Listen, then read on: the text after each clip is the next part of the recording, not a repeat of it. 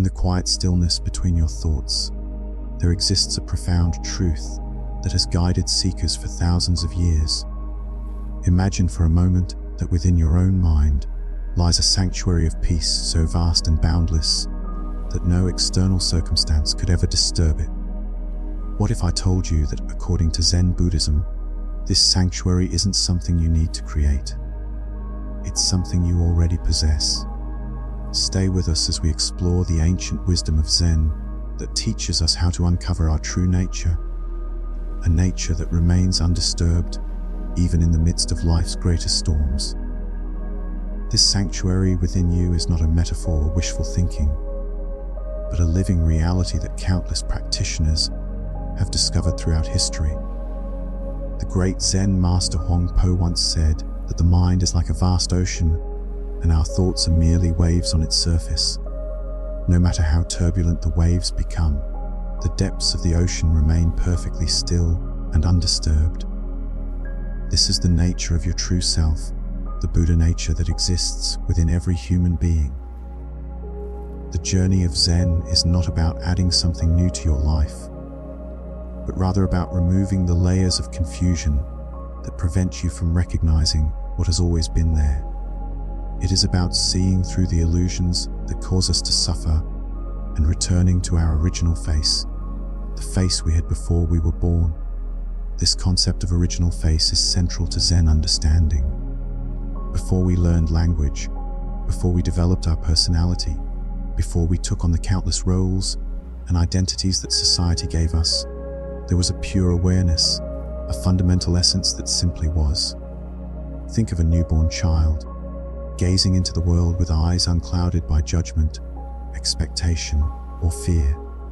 That pristine awareness is still within you, buried perhaps under years of conditioning, but never truly lost.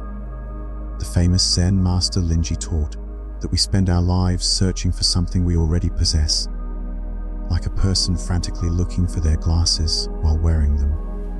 This journey isn't meant to be merely philosophical. It is intensely practical, offering time-tested tools for navigating the challenges of everyday existence with greater ease and clarity. Unlike many spiritual traditions that focus on transcending the material world, Zen embraces the fullness of human experience. In the words of an old Zen saying, "Before enlightenment, chop wood, carry water. After enlightenment, chop wood, carry water." The profound simplicity of this teaching reveals a fundamental truth. Zen isn't about escaping life, but about being fully present within it. It's about discovering extraordinary meaning in ordinary moments and finding freedom, not by changing our external circumstances, but by transforming our relationship to them. This transformation doesn't require you to become someone different or to achieve some special state of consciousness. Instead, it asks you to recognize what you already are beneath all the mental noise and emotional turbulence. Consider for a moment how much of your suffering comes not from the events themselves, but from your resistance to them. When rain falls on your wedding day, is it the rain itself that causes distress, or is it your attachment to how the day should have been? When someone speaks harshly to you, is it their words that hurt, or your clinging to how you wish they had spoken? This insight into the nature of suffering is perhaps one of Zen's most practical gifts to modern life. We live in a culture that constantly tells us happiness comes from getting what we want and avoiding what we don't want. Yet anyone who has lived long enough knows that life rarely cooperates with our preferences. The weather doesn't consult our plans, people don't always behave as we'd like them to, and our bodies age and change regardless of our wishes.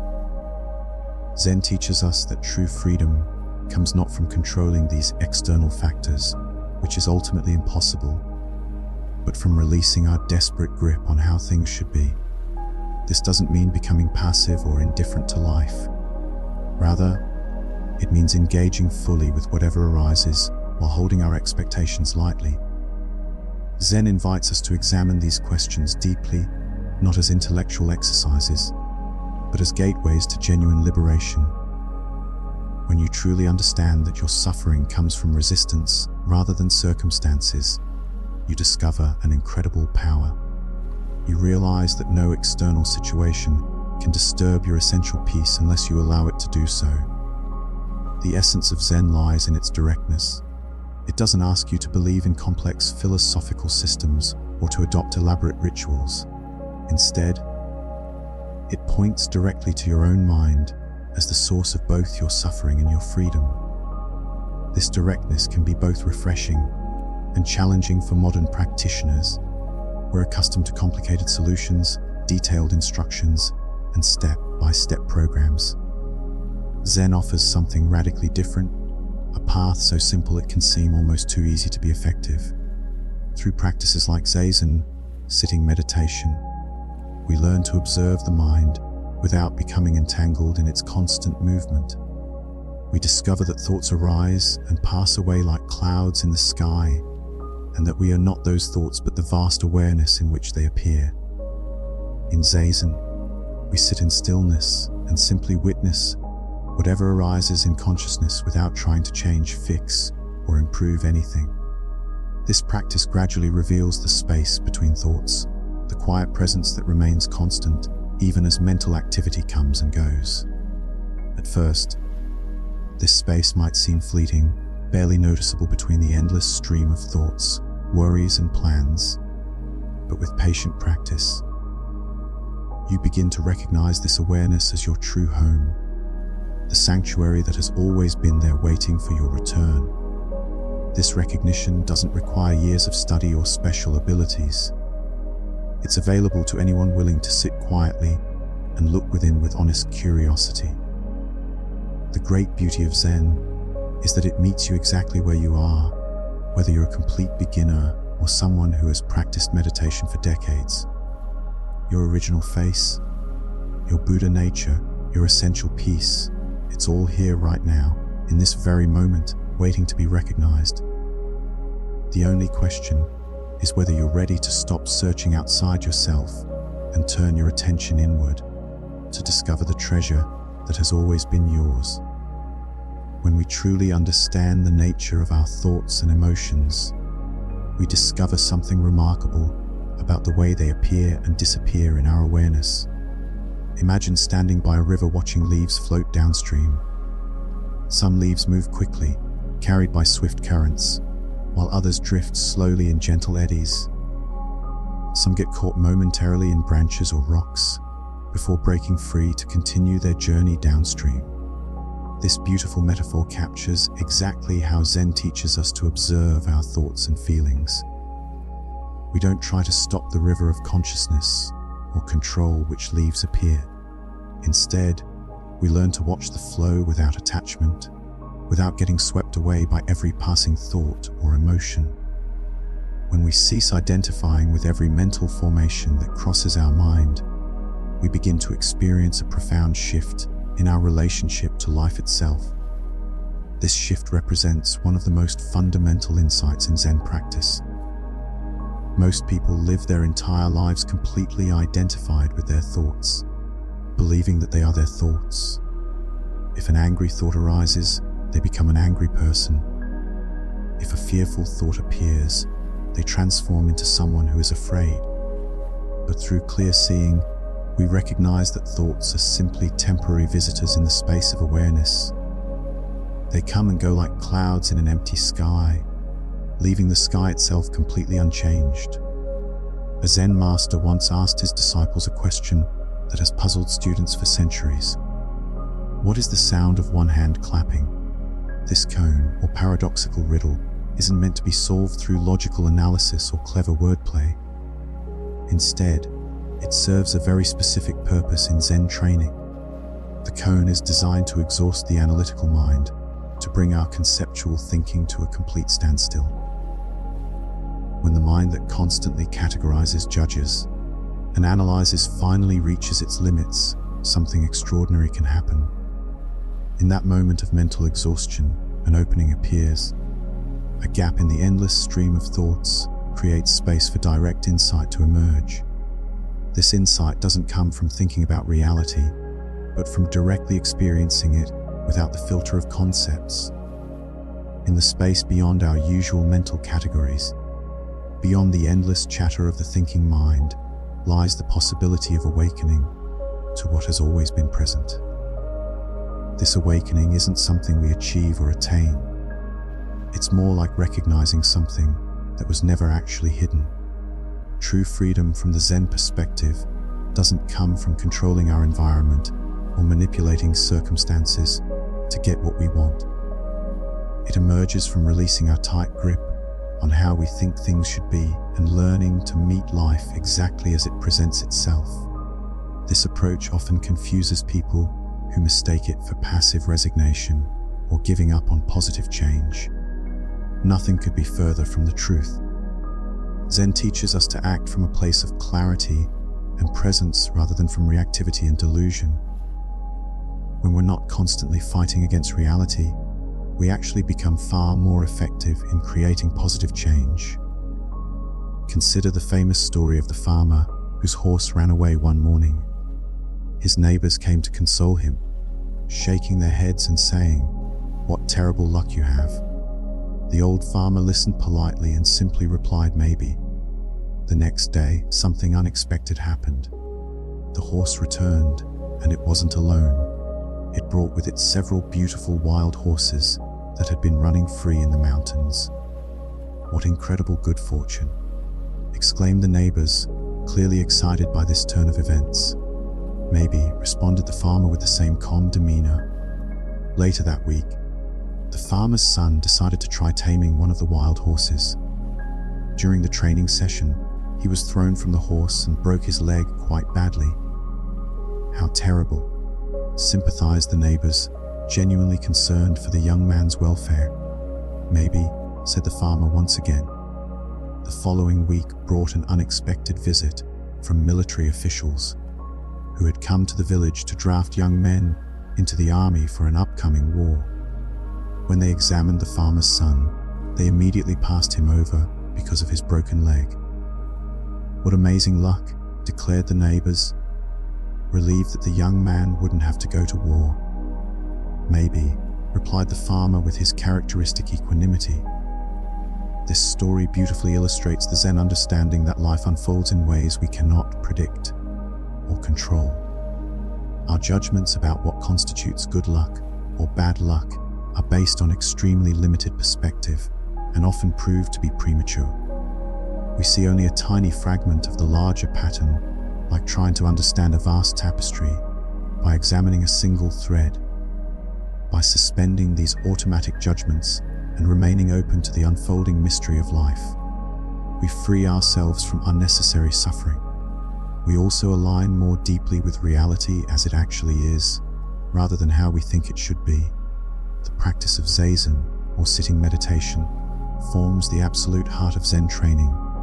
In Zazen, we engage in what might seem like the simplest activity imaginable. We simply sit quietly, allowing everything to be exactly as it is. This might sound incredibly easy to someone who has never tried it, but anyone who has attempted to sit still and alert for even 5 minutes quickly discovers the restless nature of the untrained mind. Thoughts arise constantly. Emotions shift and change. Physical sensations demand attention. The untrained mind jumps from topic to topic, like a monkey swinging from branch to branch in a forest. But this restlessness isn't a problem to be solved. It's simply the natural activity of consciousness, and in Zazen we learn to observe it without interference. We don't try to stop thoughts from arising or force the mind into some artificial state of blankness. Instead, we practice the art of clear seeing, watching whatever appears in awareness with the same detached interest we might have while observing clouds forming and dissolving in the sky. Through this practice, something remarkable begins to happen. We start to recognize the space in which all experiences arise and pass away. This space of awareness itself never changes, never gets disturbed, never needs to be fixed or improved. It's always present, always perfect, always at peace. When the young monk approached his teacher after the morning meal, he carried with him the earnest seeking that characterizes so many of us on the spiritual path. His question about the Buddha nature revealed a mind hungry for profound teachings, cosmic insights, perhaps some secret doctrine that would unlock the mysteries of existence. The teacher's response was startlingly simple: go wash your bowl. This instruction contains within it the entire essence of Zen practice, though its profundity might not be immediately apparent to our seeking minds. In those 4 simple words lies a complete teaching about how to live with presence, authenticity, and deep contentment. The monk was looking for something extraordinary, something that would transport him beyond his ordinary human experience. Instead, his teacher pointed him directly back to the task at hand, to the simple act of cleaning up after himself. This redirection from the cosmic to the mundane represents one of Zen's most radical insights. The sacred is not found by transcending the ordinary world, but by diving deeply into it with complete attention and care. Most of us live with an unconscious hierarchy of activities in our minds. We consider meditation, prayer, or reading spiritual books as sacred activities, while washing dishes, folding laundry, or commuting to work are seen as mundane interruptions to our real spiritual life. This division creates a fundamental split in our experience, suggesting that some moments are more worthy of our full attention than others. Zen challenges this assumption entirely. When we wash a bowl with complete presence, attending to the temperature of the water, the texture of the ceramic, the movement of our hands, we transform this simple act into a meditation as profound as any formal sitting practice. The bowl becomes our teacher, the warm water our sangha, and our careful attention our prayer. Charlotte Joko Beck, the American Zen teacher, spent decades emphasizing this point to her students. She would often say that there is nothing special about Zen, nothing exotic or mysterious. It is simply the art of being completely present with whatever life presents, whether that's sitting on a meditation cushion or scrubbing a pot. This ordinariness is not a limitation, but a liberation. It means that every moment offers the possibility of awakening. Every task becomes an opportunity for practice. The mother changing her baby's diaper with full attention is engaged in the same essential practice as the monk in the monastery. The accountant reviewing spreadsheets with presence and care is walking the same path as the forest hermit. This understanding radically democratizes spiritual practice, making it accessible not just to those with the luxury of extended retreat time, but to anyone willing to bring conscious attention to their daily activities. One of the most persistent sources of human suffering is our tendency to resist what is actually happening in our lives. We want the pleasant experiences to last forever and the difficult ones to disappear immediately. This resistance creates what Buddhists call the second arrow of suffering. The first arrow is the actual experience itself, the pain of loss, the discomfort of illness, the challenge of conflict. The second arrow is our resistance to that experience, our mental commentary that insists things should be different than they are. Zen practice teaches us to work primarily with this second arrow, not by eliminating our natural preferences, but by learning to hold them more lightly. When we wash our bowl, we might notice that the water is too hot or too cold, that the bowl is more stained than we'd like, that we're tired and would rather be doing something else. These preferences are natural and human. The practice is not to eliminate them, but to notice them without being driven by them, to acknowledge them without letting them dictate our inner state. This doesn't mean becoming passive or resigned to circumstances that genuinely need to be changed. Rather, it means developing the wisdom to distinguish between what can be skillfully influenced and what must be accepted. When we stop fighting reality, we free up enormous amounts of energy that were previously locked in resistance. This energy then becomes available for responding creatively and compassionately to whatever situation we find ourselves in. A student once complained to her teacher that her meditation was constantly interrupted by the sound of construction work next door. The teacher listened carefully and then asked, "Who is being interrupted?" This question points to a fundamental shift in perspective. Instead of seeing external circumstances as obstacles to our peace, we begin to recognize that our peace is not dependent on external conditions being arranged to our liking. The construction sounds become part of the meditation. The crying baby becomes part of the silence. The difficult emotion becomes part of the path. The Persian poet Rumi wrote about welcoming all emotions as guests in the house of our awareness, greeting each one at the door with gratitude for whatever gift it might bring. This metaphor beautifully captures the Zen approach to working with difficult emotional states. Instead of trying to evict unwelcome feelings, we learn to create space for them, to observe them with the same kind attention we might bring to washing our bowl. A student once approached a Zen teacher in great distress about his anger. He explained that he had been practicing meditation for years, yet still found himself becoming angry at his family, his co-workers, and even fellow practitioners. He felt like a failure as a spiritual student. The teacher listened quietly and then asked, "When anger arises, where do you go?" The student was confused by the question. The teacher continued, "Do you disappear when anger is present? Or are you still there, aware of the anger?" Through this inquiry, the student began to recognize the difference between being angry and being aware of anger. In the first case, we become completely identified with the emotion, lost in its story and reactive patterns. In the second, we maintain our seat in awareness, able to observe the emotion without being overwhelmed by it. This shift from identification to observation is one of the most practical fruits of Zen practice.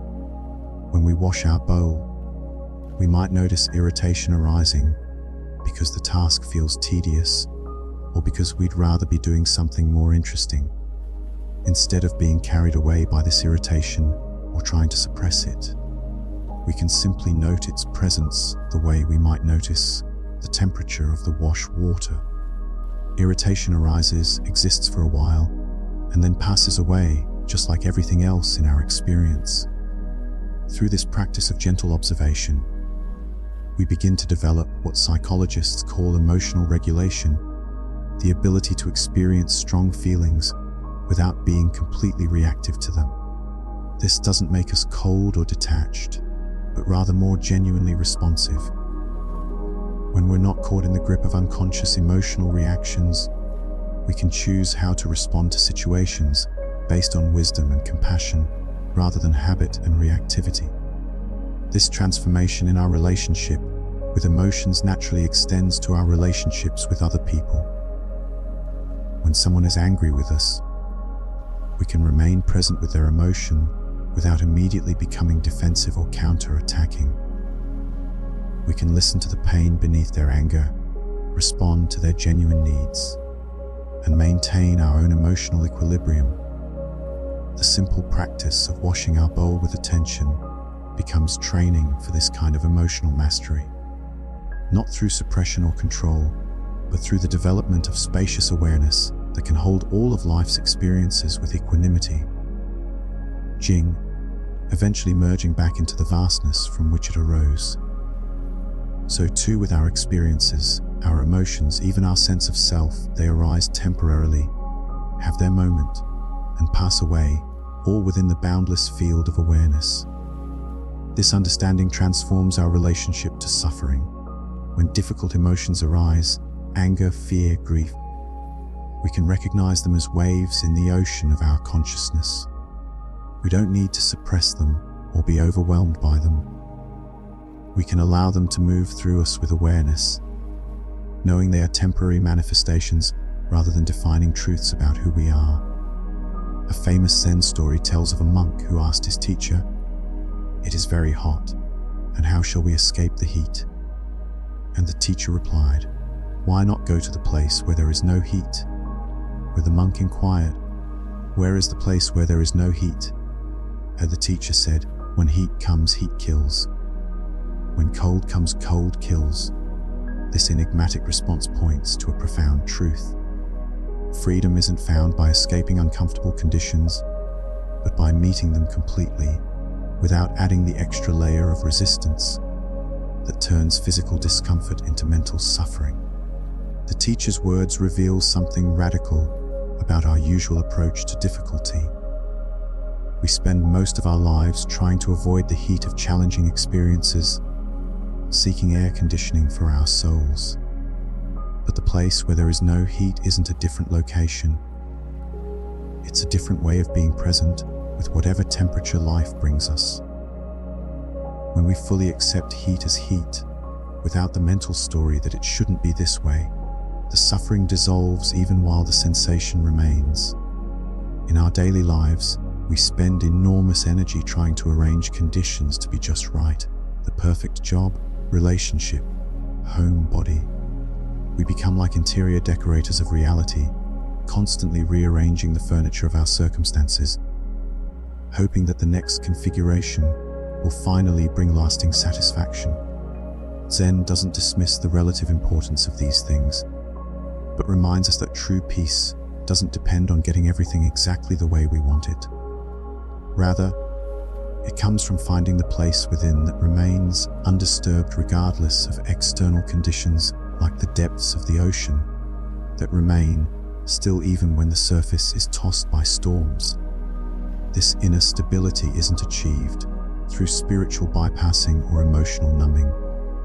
It's cultivated through the patient practice of learning to rest in awareness itself, the unchanging witness of all changing phenomena.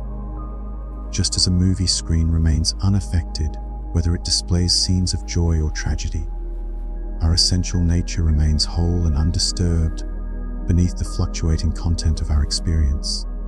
The practice of mindfulness in Zen isn't about creating pleasant experiences or achieving states of bliss. It's about developing the capacity to be present with whatever arises, pleasant or unpleasant, without being carried away by it. This capacity requires us to understand the difference between pain and suffering. Pain is inevitable. It's the natural response of a sensitive organism to challenging conditions. Suffering is optional. It's the additional layer of mental resistance we add when we argue with reality. When we touch a hot stove, the immediate sensation of burning is pain. The mental commentary that follows, "I'm so stupid, I should have been more careful, this always happens to me," transforms pain into suffering. This doesn't mean we become passive or indifferent. On the contrary, by not wasting energy in resistance to what is, we become more capable of clear and effective action. Consider the difference between walking on ice while tense and afraid of falling versus walking with a relaxed awareness that responds fluidly to changing conditions.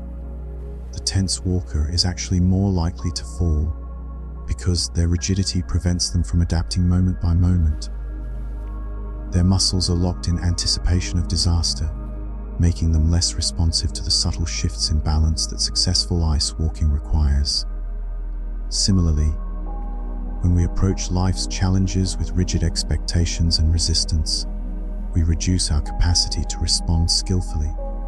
We become like a tree that breaks in the storm because it cannot bend, rather than the bamboo that survives by yielding gracefully to the wind. In Zen practice, we cultivate what's called flexible strength, the ability to remain centered while adapting to changing circumstances. This quality develops naturally as we practice sitting meditation, where we learn to maintain upright posture while allowing thoughts and sensations to flow through us without attachment. The same principle applies to our emotional life. We can maintain our essential stability while allowing feelings to move through us like weather patterns across the sky. Anger arises, we feel it fully without becoming it, and it passes. Joy appears, we appreciate it without clinging, and it transforms into something else. This approach requires tremendous courage because it asks us to give up our familiar strategies of control. Most of us have been trained since childhood to manage our experience through manipulation, either pushing away what we don't want or grasping after what we do want. Zen suggests a radically different approach, learning to dance with reality rather than trying to choreograph it. This doesn't mean we stop making choices or taking action. Instead, our actions become more effective because they arise from clear seeing rather than reactive patterns.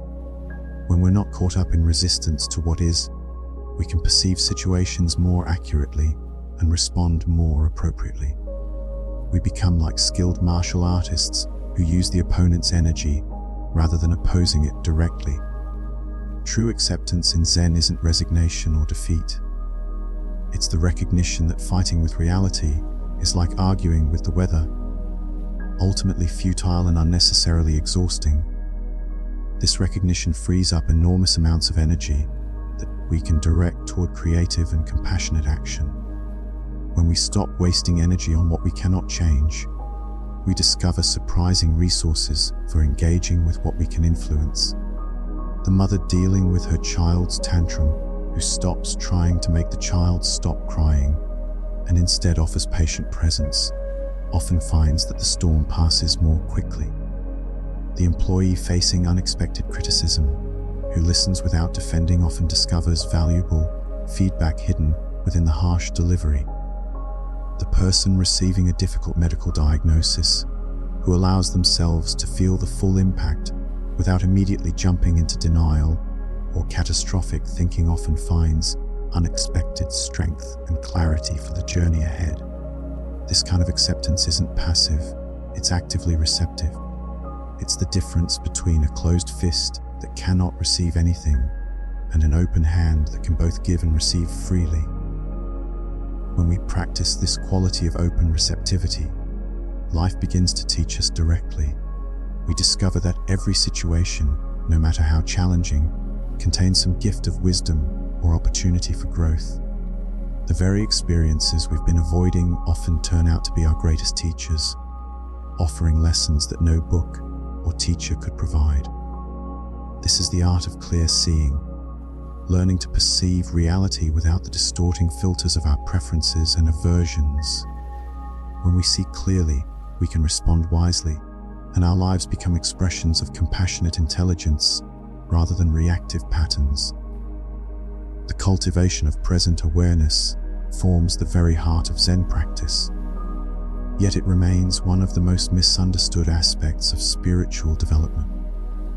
Many people approach meditation and mindfulness with the expectation that they will achieve some special state of consciousness, a permanent high or blissful escape from life's challenges. But Zen teaches us something far more profound and practical, that what we seek is already present in each moment, waiting to be discovered through the quality of attention we bring to our immediate experience. This discovery begins with what Shunryu Suzuki called beginner's mind, a quality of openness and curiosity that isn't limited by preconceptions. When we approach each moment freshly, without imposing our ideas of how things should be, we discover new possibilities for responding to life's challenges. This beginner's mind becomes particularly valuable during times of significant change or uncertainty. When familiar structures fall away, when a relationship ends, a job is lost, or health declines, we naturally want to grasp for security and control. Zen invites us instead to remain open to not knowing, to allow ourselves to be vulnerable to life's uncertainty. In this vulnerable openness, we may discover resources within ourselves that were previously hidden. There's a story of a Zen master who was known for his equanimity. A student asked him, "Master, how do you maintain such peace of mind?" The master replied, "When I eat, I eat. When I walk, I walk. When I sleep, I sleep." The student, confused, said, "But that's what everyone does. We all eat, walk, and sleep." The master smiled and said, "No, when most people eat, they're thinking about walking. When they walk, they're thinking about sleeping. When they sleep, they're thinking about eating. They're never fully present for their lives." This complete presence, This wholehearted engagement with the activity of the moment is at the heart of Zen practice. It's not about achieving some special state, but about removing the veils that prevent us from experiencing the extraordinary richness of ordinary life. When we're fully present for the simple act of drinking a cup of tea, of listening to a friend, of feeling the breeze on our skin, we touch a dimension of being that is inherently peaceful and complete. This presence transforms our relationship to both pleasure and pain. Instead of constantly seeking the next moment of satisfaction or avoiding the next difficulty, we learn to meet whatever arises with the same quality of open awareness. A headache becomes simply sensations arising and passing in consciousness rather than my headache that defines our experience. Joy becomes a temporary flowering of awareness rather than something we must grasp and hold on to. Zen teachings often emphasize the importance of everyday activities as opportunities for practice. Chopping vegetables, sweeping the floor, washing dishes, these mundane tasks become vehicles for awakening when approached with full attention. There's a famous story of a monk who asked his teacher for instructions on the path to enlightenment. The teacher asked, "Have you eaten your rice porridge?" The monk replied, "Yes." But the teacher said, "Then wash your bowl." This simple instruction contains the essence of Zen. The sacred isn't found apart from the ordinary, but within it. When we wash dishes with complete attention, feeling the warm water, noticing the play of light on soap bubbles, hearing the gentle sounds of cleaning, we discover that this simple activity contains the same depth and richness as any formal meditation. The key is bringing our full presence to whatever we're doing. Whether it's typing an email, having a conversation, or walking to the store, each activity becomes an opportunity to practice what the Zen tradition calls one mind, the state of unified awareness where there's no separation between the observer and the observed, between ourselves and our activity. In this state, washing dishes is just washing dishes, with no mental commentary about how boring it is, or how we'd rather be somewhere else. The practice of Zen doesn't promise to remove all difficulties from life. Pain, loss, and change are inherent aspects of human existence that no spiritual practice can eliminate. What Zen offers instead is a fundamental shift in our relationship to these experiences. Rather than seeing difficulties as obstacles to our happiness or signs that we're doing something wrong, we learn to recognize them as integral parts of the human journey. This doesn't mean becoming passive or accepting harmful situations without response. Instead, it means developing the clarity to see what can be changed and what must be accepted, and the wisdom to respond appropriately to each situation. When we stop fighting against the basic conditions of existence, impermanence, uncertainty, and the inevitability of both joy and sorrow, we discover a deeper peace that doesn't depend on circumstances. This peace isn't the absence of difficulty, but the presence of an unshakable awareness that remains constant through all changing experiences. It's like learning to rest in the depths of the ocean rather than being tossed about by the waves on the surface. The waves of emotion, thought, and circumstance continue to arise, but we're no longer identified with them as our fundamental reality. Through consistent practice of present, moment awareness, we gradually discover what Zen calls our original face, the essential nature of consciousness itself, which exists prior to all thoughts, emotions, and experiences. This isn't a mystical concept, but a direct recognition of the aware presence that is reading these words right now, the consciousness that remains constant while all experiences come and go. When we learn to rest in this awareness, rather than being carried away by the content of experience, we find the peace and freedom that no external circumstance can disturb. This is the ultimate gift of Zen practice, not the promise of a life without challenges, but the discovery of an unshakable foundation of peace that makes it possible to meet any challenge with wisdom and compassion. A Zen student once came to his teacher in great distress, complaining that his meditation practice felt dry and meaningless. He had been sitting for months, following his breath, watching his thoughts, but nothing extraordinary was happening. No profound insights, no mystical experiences, no sense of enlightenment approaching. The teacher listened quietly, then asked the student to describe his morning routine. The student replied impatiently that he woke up, brushed his teeth, made coffee, ate breakfast, and went to work. Nothing special, nothing worth mentioning. The teacher smiled and said, "There is your practice. There is your path to awakening." So this story captures something essential about Zen that often gets lost in our search for dramatic spiritual experiences. The path to freedom doesn't require retreating from ordinary life or achieving extraordinary states of consciousness.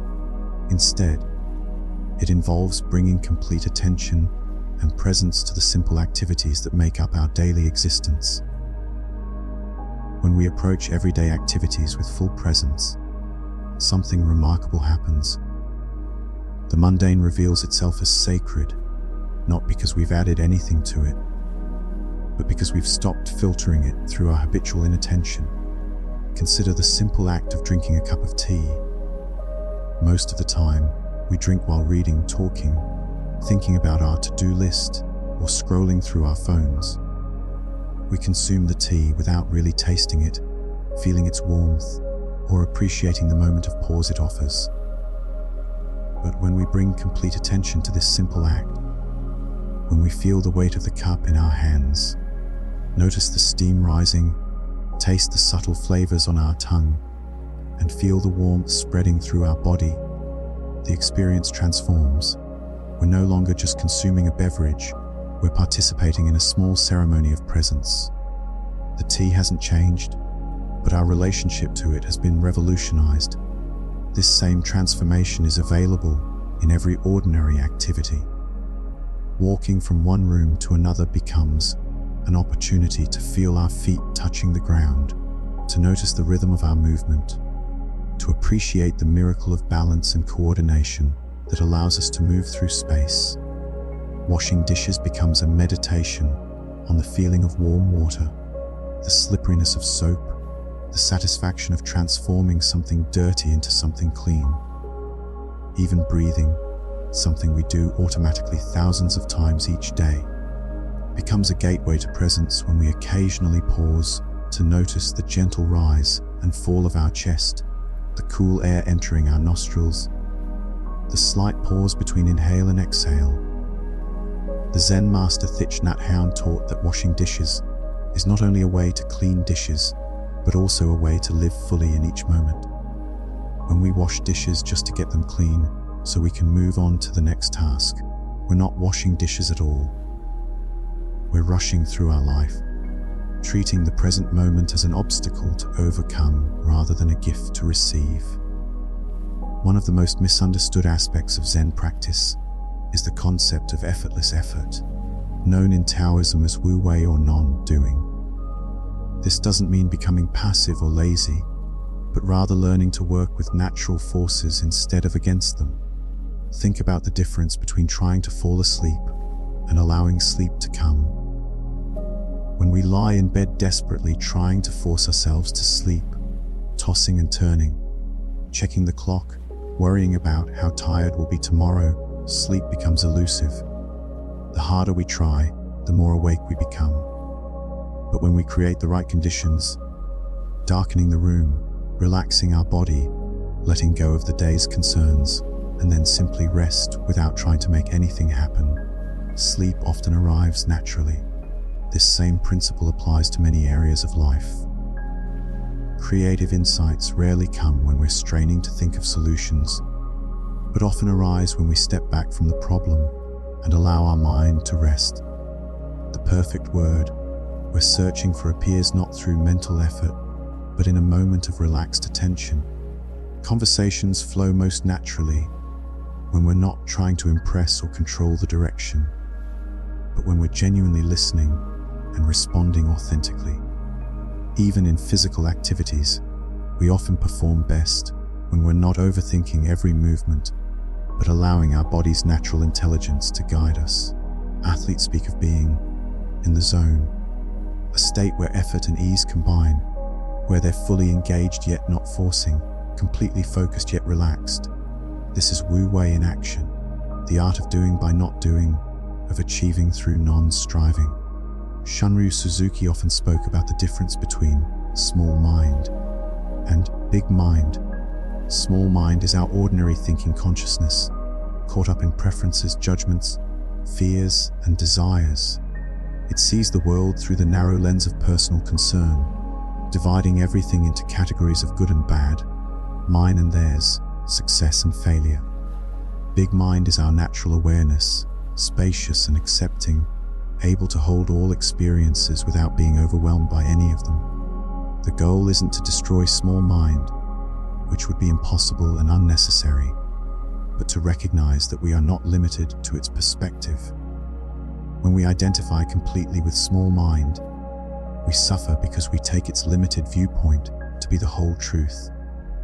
But when we step back and recognize small mind as just one aspect of our larger awareness, we gain freedom and perspective.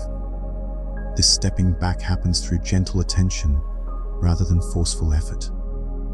When we notice that we're caught in worry, instead of fighting the worry or judging ourselves for worrying, we can simply observe with kind awareness.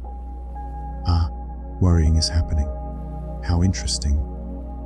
This gentle noticing creates space around the experience, allowing us to see that we are not the worry, but the awareness in which worry appears. The same applies to anger, sadness, excitement, or any other state. We can experience these emotions fully without being completely identified with them. This doesn't make us detached or emotionally numb, but rather gives us the freedom to respond wisely rather than react automatically. We can feel anger without being consumed by it, experience sadness without drowning in it, enjoy happiness without clinging to it. This is the gift of big mind, not the absence of human experience, but the spaciousness to hold all experience with compassion and wisdom. Through this gentle practice of stepping back and noticing, we gradually discover that our true nature is not the small, worried, striving self we often take ourselves to be, but something much vaster and more peaceful.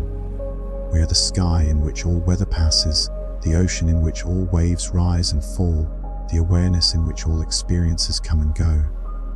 In Zen practice, this wisdom arises not through accumulating knowledge or developing complex philosophical frameworks, but through a profound shift in how we perceive and relate to our immediate experience. It emerges from learning to see clearly, without the filters of our habitual thinking patterns, our projections, and our endless wanting for things to be different than they are. Consider how often we experience life through layers of mental commentary, judgment, and assumption rather than encountering what is actually happening. When someone speaks to us in a sharp tone, we immediately create a story about their intentions, their character, or what this means about our relationship with them. We react not to what actually occurred, but to our interpretation of what occurred, often missing entirely what the person might have been trying to communicate. A student once came to her Zen teacher in great distress, saying, "Master, I'm feeling so much anger lately. What should I do?" The teacher replied, "Show me this anger." And the student, confused, said, "Well, I'm not angry right now, but it keeps coming up." The teacher smiled and said, "So it's not who you are. It's just something that visits occasionally. When it comes again, welcome it in for tea. Observe it closely. See what it has to teach you and watch how, like all guests, it eventually leaves on its own." This teaching illustrates the fundamental Zen approach to difficult emotions and mental states. Rather than identifying with them as permanent aspects of who we are, we learn to recognize them as temporary phenomena arising and passing away in the spaciousness of awareness. This shift in perspective from "I am angry" to "anger is arising and being experienced" creates a profound transformation in our relationship to all emotional states. When we observe our mental processes with this kind of gentle attention, we begin to notice patterns that have been running automatically for years or even decades. We see how certain situations trigger predictable sequences of thoughts and reactions, how our mind creates elaborate stories about simple events, and how much energy we spend defending positions that may not even serve us. The practice of Zazen, or seated meditation, develops our capacity to create a pause between stimulus and response, a space where wisdom can emerge. In this pause, we have the opportunity to respond from clarity rather than react from conditioning. Most of our daily interactions happen so quickly that we bypass this space entirely, responding automatically from old patterns learned in childhood or developed through years of repetition. But when we cultivate the ability to pause, even for a moment, we discover that we have choices we never knew existed. A parent whose child is having a meltdown can pause and ask, "What does this situation actually need?" rather than automatically responding from their own frustration or embarrassment. A person receiving criticism at work can pause and consider whether there might be something useful in the feedback, rather than immediately defending or attacking. This doesn't mean we become passive or indecisive, but that our actions arise from wisdom rather than reactivity. The pause creates space for what Zen teachers call don't know mind, a state of openness that allows us to meet each situation freshly, rather than through the lens of our preconceptions. Zen practice also fundamentally transforms our relationship to desire and wanting. Much of our suffering comes from the constant mental activity of wanting things to be different than they are. Wanting more pleasure and less pain, more recognition and less criticism, more control and less uncertainty. We live in a perpetual state of reaching for what isn't here, while pushing away what is, creating a background hum of dissatisfaction that colors our experience even during relatively fortunate circumstances. The Buddha identified this restless wanting, this constant sense that something is missing, as the root of human suffering. But the Zen approach isn't to eliminate desire entirely, which would be both impossible and unnecessary. Rather, it's to see through the false promise that getting what we want will bring lasting satisfaction and peace.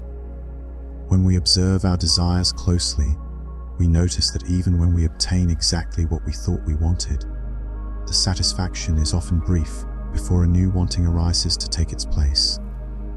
This recognition doesn't make us passive or apathetic about life, but it helps us hold our desires more lightly without being driven or controlled by them.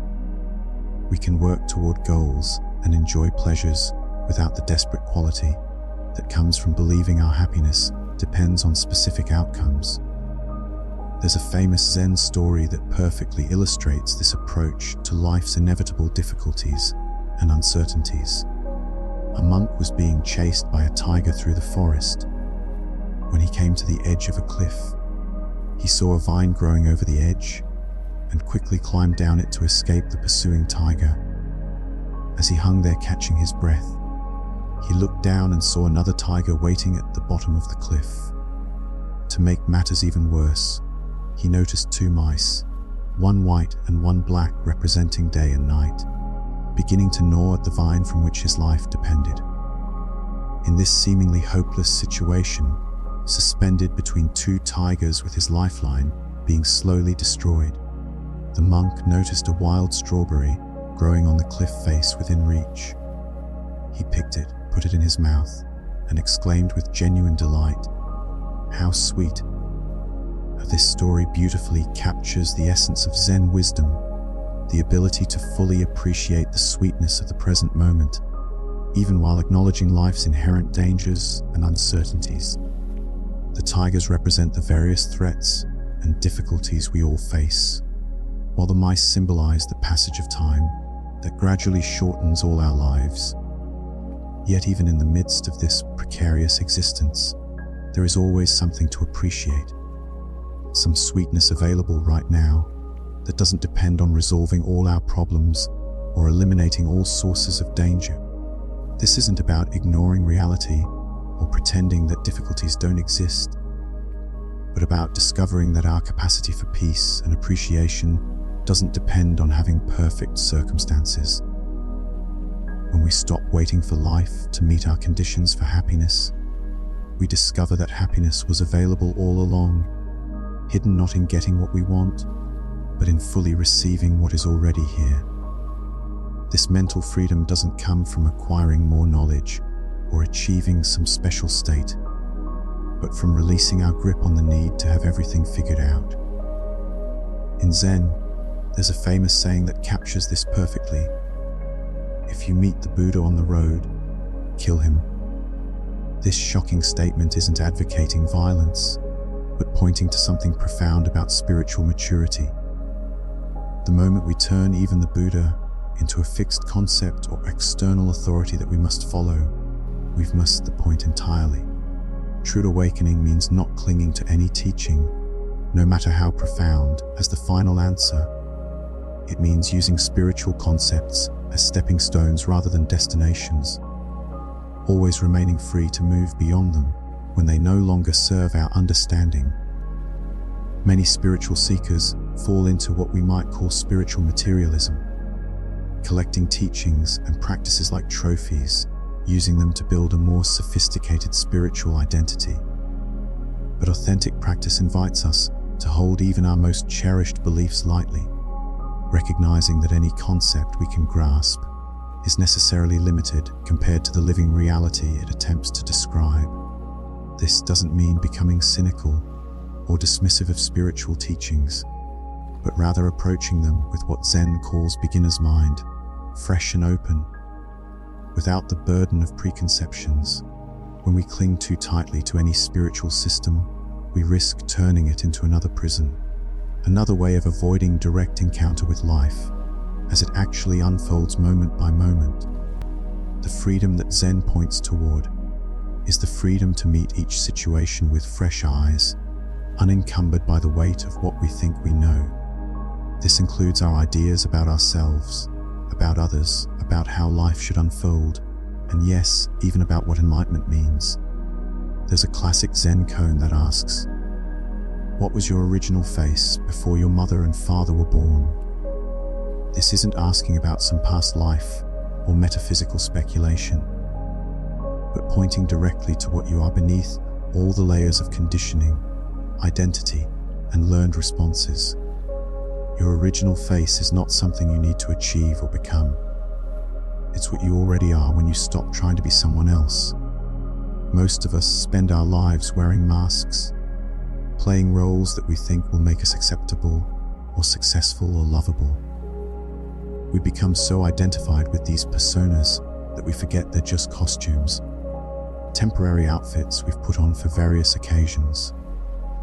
The practice of sitting quietly in Zazen gradually reveals the one who is aware of all these different roles, the consciousness that remains constant through all the changes of identity and circumstance. This isn't about finding some perfect or idealized version of yourself, but about recognizing the simple awareness that has been present all along, before you learn to judge it as good or bad, successful or failing. When we discover this original nature, we realize that we don't need to fix ourselves or become someone different. The freedom we've been seeking was never hidden from us. We simply got distracted by all the stories we tell ourselves about who we are and who we should be. In our culture that prizes expertise and certainty, admitting that we don't know something can feel like failure. But Zen practice reveals that not knowing is actually a doorway to direct perception, a way of meeting life without the filter of preconceptions. When we approach a situation thinking we already know what it means or how it should unfold, we're no longer present for what's actually happening. We're relating to our ideas about the situation rather than the situation itself. This is why Zen Master Suzuki Roshi spoke so often about maintaining beginner's mind, approaching even familiar experiences with the openness and curiosity of someone encountering them for the first time. The wisdom of not knowing doesn't mean becoming ignorant or refusing to learn from experience, but rather holding our knowledge lightly, recognizing that every moment offers something new that our previous understanding might not encompass. This intellectual humility creates space for genuine learning and growth, allowing us to be surprised by life rather than constantly trying to fit it into our existing categories. When we can say, "I don't know," with genuine openness rather than defensive uncertainty, we create the conditions for authentic discovery. This not knowing becomes a form of presence, a way of meeting each moment with the fullness of our attention, rather than the partial engagement of someone who thinks they've already figured everything out. The ultimate freedom that Zen practice points toward is the freedom to be fully present for your life as it's actually happening. Not as you think it should be happening, or as you remember it happening in the past. This present moment awareness isn't a technique you master, but a natural capacity that emerges when you stop fighting with reality. It's the difference between living your life and thinking about your life, between experiencing your emotions and being controlled by your stories about those emotions. When we meet life without the veil of concepts and conditioning, we discover that this moment, exactly as it is, contains everything we need. Not because it's perfect or pleasant, but because it's real, and reality is the only place where genuine satisfaction and peace can be found. This freedom is your birthright as a human being, not something reserved for special people or achieved through years of difficult practice. It's as close as your next breath, as available as your willingness to stop running from this moment and simply be here for whatever is arising.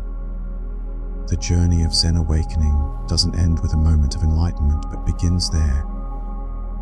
As we've explored throughout this book, the path of Zen is not about reaching a final destination where all problems cease to exist and we float in permanent bliss. Instead, it's about learning to live with greater presence, compassion, and wisdom in the midst of our ordinary, imperfect human lives. This chapter explores what it means to embody Zen understanding in our daily existence, transforming not just how we sit in meditation, but how we walk through the world. One of the most profound teachings of Zen is that every moment offers an opportunity for awakening. The dishes waiting in the sink, the commute to work, the conversation with a difficult colleague. These aren't obstacles to spiritual practice, but the very substance of it. When we approach mundane activities with full attention, they become gateways to presence. Consider the simple act of washing dishes. Most of us rush through this task, minds already focused on what comes next. But when we bring complete attention to the warmth of the water, the texture of the soap bubbles, the weight of each plate, something remarkable happens. The boundary between the washer and the washing dissolves. There's just the fluid movement of cleaning, no sense of someone doing something tedious. This isn't about making dishwashing artificially pleasant or meaningful. It's about discovering the inherent completeness that exists when we're fully present to any activity, no matter how ordinary it appears. Walking offers another profound opportunity for presence practice.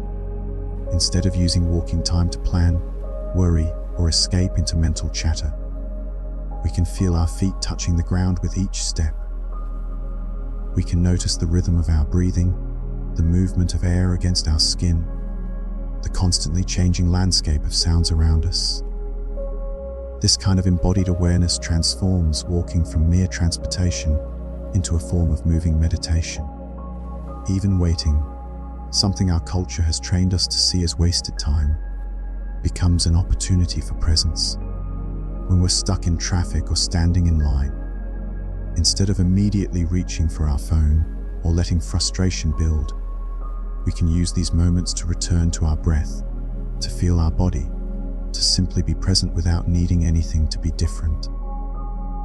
The key to developing consistency In everyday presence, practice is starting small and being patient with ourselves. We might begin by choosing one routine activity each day, perhaps the first cup of coffee in the morning or brushing our teeth, and committing to doing it with complete attention. As this becomes more natural, we can gradually expand our practice to include more moments throughout the day. Perhaps nowhere is the transformative power of presence more evident than in our relationships with others. When we offer someone our complete attention, not planning what we'll say next, not judging their words, not trying to fix their problems, we give them one of the most precious gifts possible. This quality of listening is rare in our distracted world. Most conversations involve people waiting for their turn to speak, rather than truly hearing what's being shared.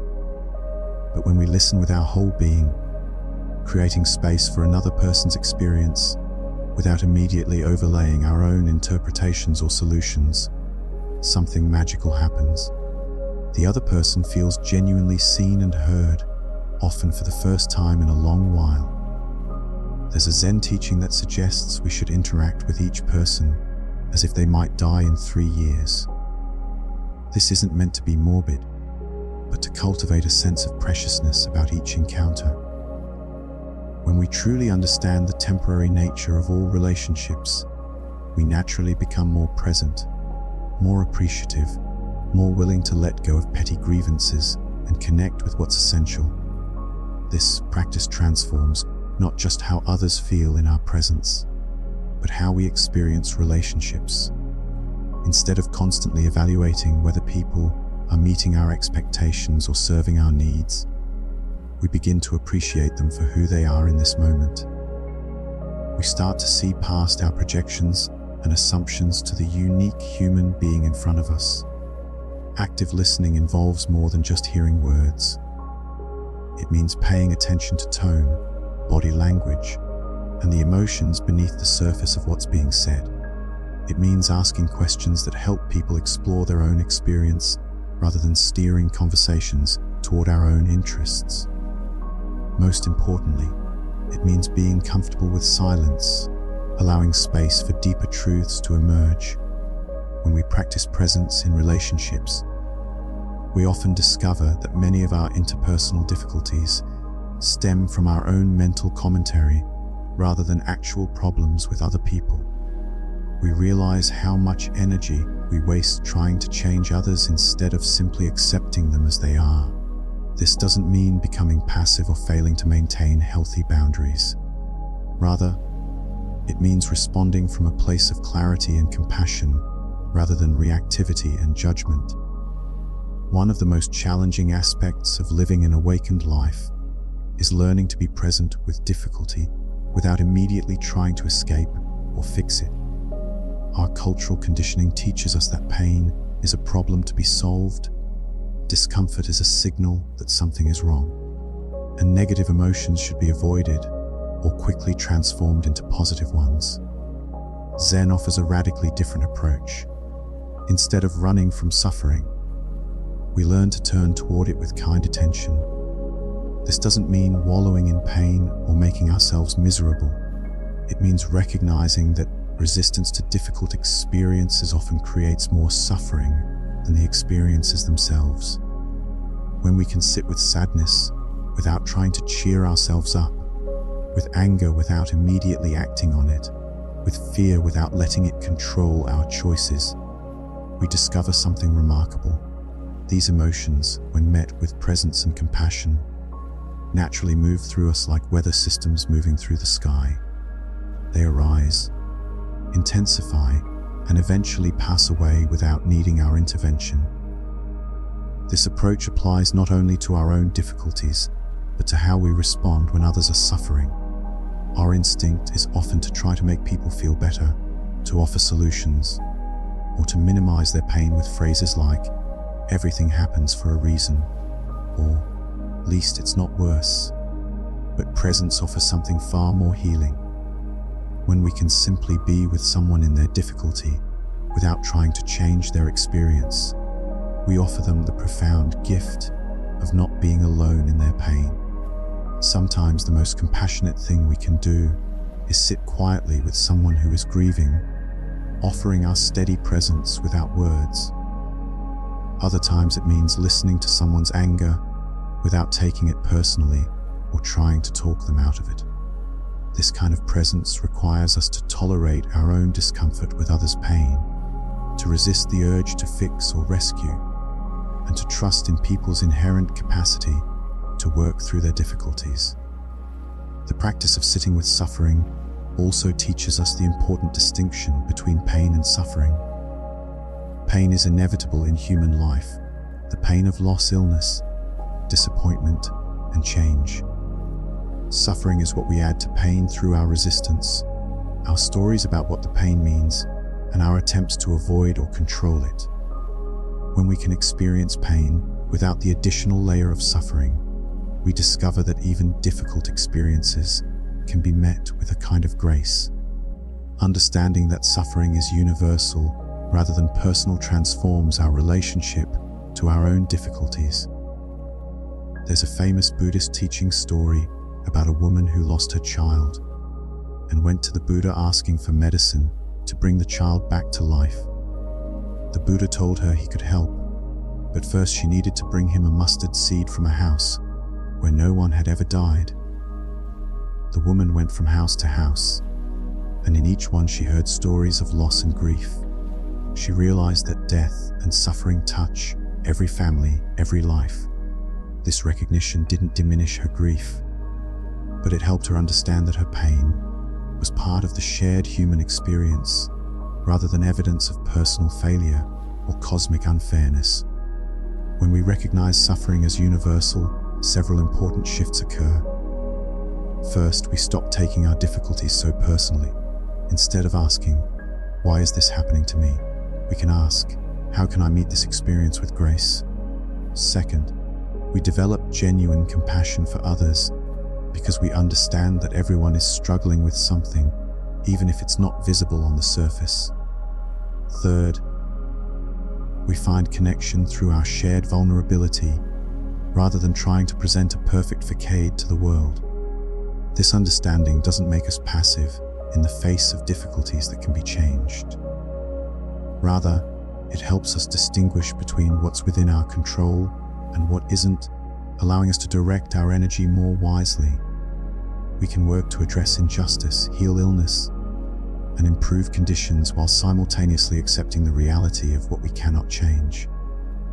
Grief, in particular, becomes a teacher when we understand its universality.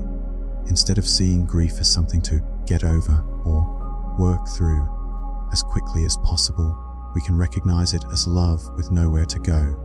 Grief is the price we pay for having loved deeply, and in this light, it becomes almost sacred. Learning to carry grief with grace, to let it soften our hearts rather than harden them, is one of the most profound teachings life offers us. True Zen compassion differs significantly from pity or sympathy because it arises from recognition of our fundamental interconnectedness, rather than from a sense of superiority or separation. When we feel pity for someone, there's an implicit assumption that we're different from them, that their suffering is somehow foreign to our experience. Authentic compassion recognizes that the capacity for both suffering and joy exists within all of us. The person experiencing homelessness, addiction, or mental illness is not fundamentally different from us. They're expressing possibilities that exist within the human condition, possibilities that could manifest in our own lives under different circumstances. This recognition doesn't diminish the reality of different life situations or ignore the need for practical help. Instead, it ensures that our helping comes from a place of genuine connection rather than condescension. When we offer assistance from this understanding, both the giver and receiver are enriched by the exchange. Self-compassion is equally important in this understanding. Many of us are far harsher with ourselves than we would ever be with a friend facing similar difficulties. We criticize ourselves for having normal human struggles, for not being further along in our spiritual development, for making mistakes that are part of learning. Zen teaches us to extend the same kindness to ourselves that we would offer to a beloved friend. This doesn't mean excusing harmful behavior or avoiding responsibility for our actions. It means meeting our own imperfections with the same gentle awareness we're learning to bring to everything else. When we practice self-compassion, we discover that we have much more energy available for caring for others because we're not constantly depleting ourselves through self-criticism. Perhaps nowhere is the teaching of interconnectedness more immediately relevant than in our relationship with the natural world. Zen reveals that there is no relationship between humans and nature because we are not separate from nature to begin with. We are nature expressing itself in human form. The air we breathe has been breathed by countless other beings. The water in our bodies has flowed through rivers, clouds, and other living creatures for millions of years.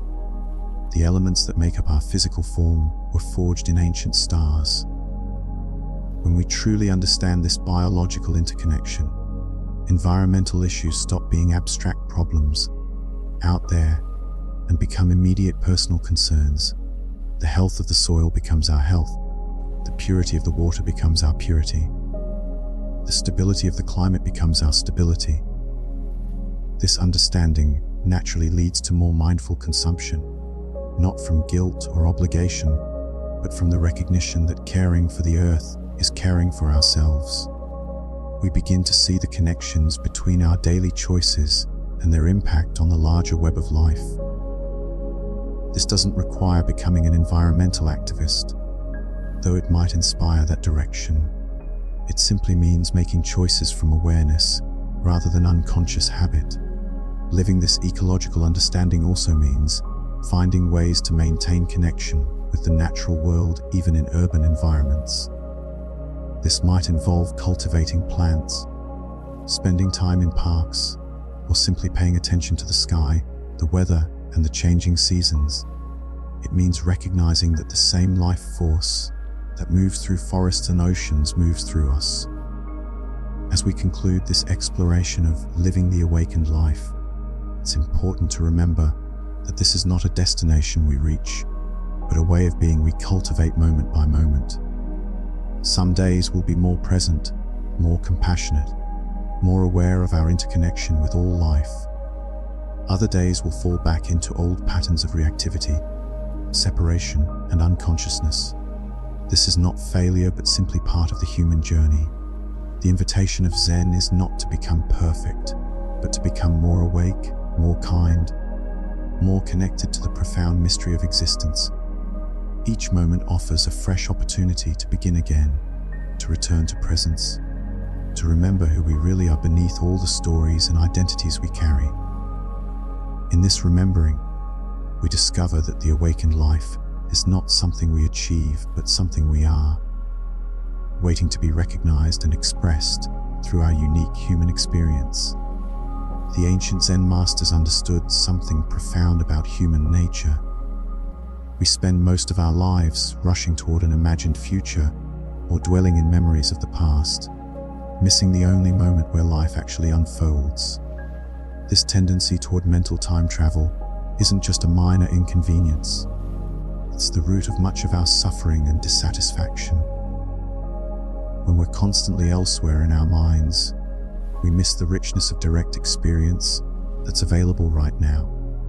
Zen practice counteracts this tendency not by forcing the mind to concentrate, but by awakening interest in the present moment. When we truly pay attention to the sensation of breathing, we discover layers of experience we never noticed before. The subtle pause between inhale and exhale, the way the breath naturally deepens when we simply observe it without trying to control it, the gentle rise and fall of the chest that connects us to the rhythm of life itself. Similarly, when we pay attention to the play of light on water, we might notice how each ripple creates a unique pattern that has never existed before and will never exist again. This moment of light dancing on the surface becomes a teaching about impermanence, and the preciousness of what's happening right now. When we truly see the subtle expressions on a loved one's face, we discover a richness in ordinary experience that we usually miss in our hurried lives. We notice the way their eyes crinkle slightly when they're genuinely happy, the micro expressions that reveal their inner state, the way their presence affects our own breathing and posture. This quality of attention transforms simple interactions into moments of profound connection and intimacy. There's a story of a man on horseback who appears to be in a great hurry. A bystander calls out, "Where are you going in such a rush?" The rider replies, "I don't know. Ask the horse." Now, this parable illustrates how many of us live carried along by habits and reactivity, rarely pausing to question our direction or to make conscious choices about how we're living. We rush from task to task, driven by internal pressures we rarely examine, following patterns established long ago without considering whether they still serve us. The horse represents our unconscious conditioning, the automatic responses that carry us through life without our conscious participation. Zen invites us to take the reins of attention back from the runaway horse of habit. Through practices like Zazen, we develop the capacity to notice when we've been carried away by thought and to return to present awareness. This isn't about stopping thoughts or achieving some blank state of mind.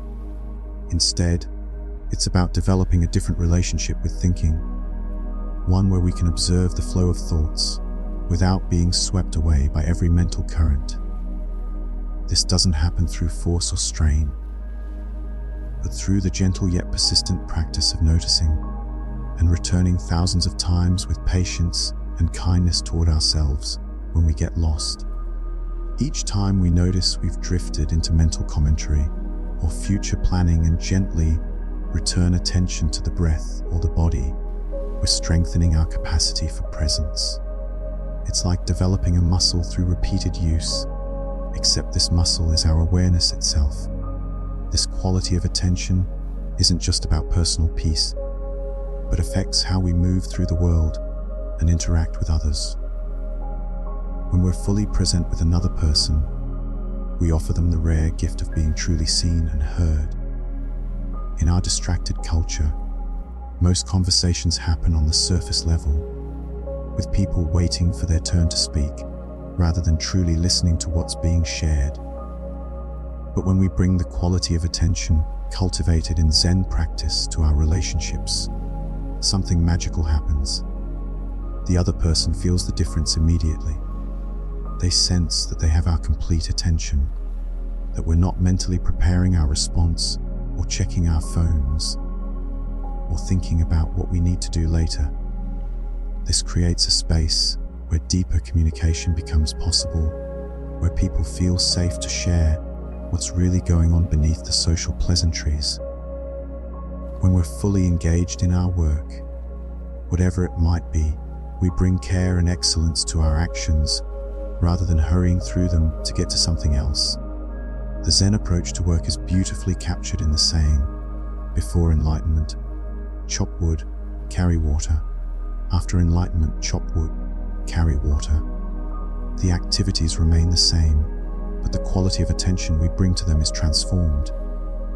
Whether we're washing dishes, writing reports, or caring for children, we can approach these tasks as opportunities to practice presence rather than obstacles to get through as quickly as possible. A Zen student asked his teacher, "Master, what is the most important thing?" And the teacher replied, "Attention." The student, thinking he hadn't heard correctly, repeated his question again. The teacher said, "Attention."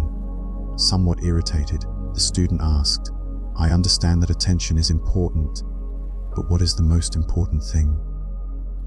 And the teacher looked at him deeply and said, "Attention means attention." This teaching points to the centrality of awareness itself. It's not just a means to an end, a way to get somewhere else spiritually. The cultivation of present awareness is itself the heart of the path. Many spiritual seekers make the mistake of treating meditation and mindfulness as tools to achieve some future state of enlightenment or peace. But the Zen master's response suggests something more radical, that the quality of our attention right now is both the path and the destination. When we truly understand this, we stop postponing our spiritual life until we have more time, better circumstances, or greater skill. We recognize that every moment offers an opportunity to practice the art of being fully present. As we become more fully present for our lives, we discover that what we've been seeking, peace, meaning, connection, isn't found elsewhere, but in the quality of our attention to what's already here. This is a revolutionary understanding in a culture that constantly tells us that happiness and fulfillment are always just around the corner, in the next purchase, relationship, achievement, or experience. Zen suggests that what we're really seeking is available right now, but we miss it because we're looking in the wrong direction. This doesn't mean that life suddenly becomes easy or that difficulties disappear. Pain, loss, illness, and death remain realities of human existence. What changes through Zen practice is not the content of our experience, but our relationship to whatever arises. When we're fully present with difficult emotions or challenging circumstances, we discover that our resistance to what's happening often causes more suffering than the situation itself.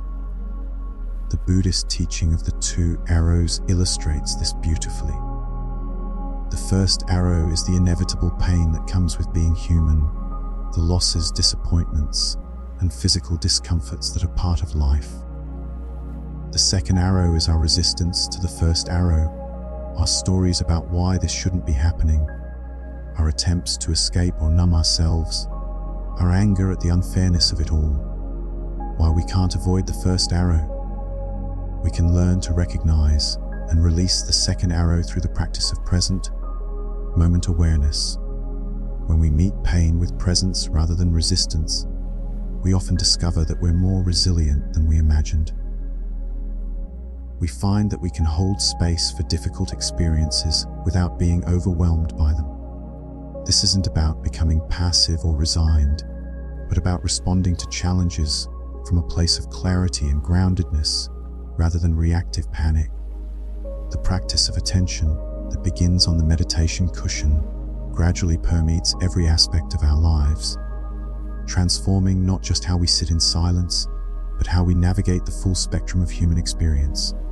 In this way, the simple act of paying attention becomes a revolutionary practice that can transform both our inner landscape and our relationships with others.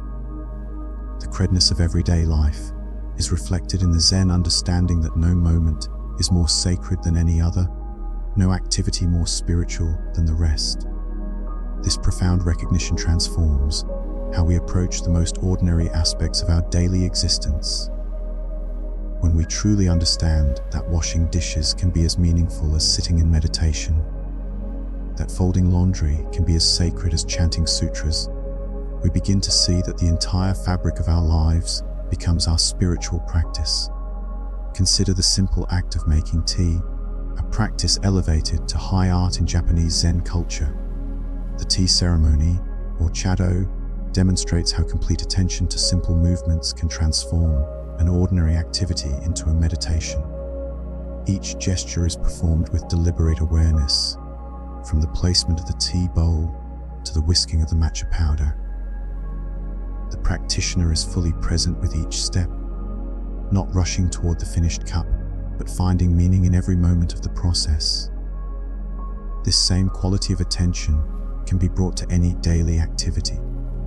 When we wash dishes with complete presence, feeling the warm water on our hands, noticing the texture of soap bubbles, hearing the gentle clinking of plates, we discover that this mundane chore becomes a gateway to mindfulness. The key is not to think about washing dishes while our minds wander elsewhere, but to be completely absorbed in the sensory experience of the task at hand. Many people report that once they begin practicing this kind of mindful engagement with routine activities, they start to look forward to these moments rather than rushing through them.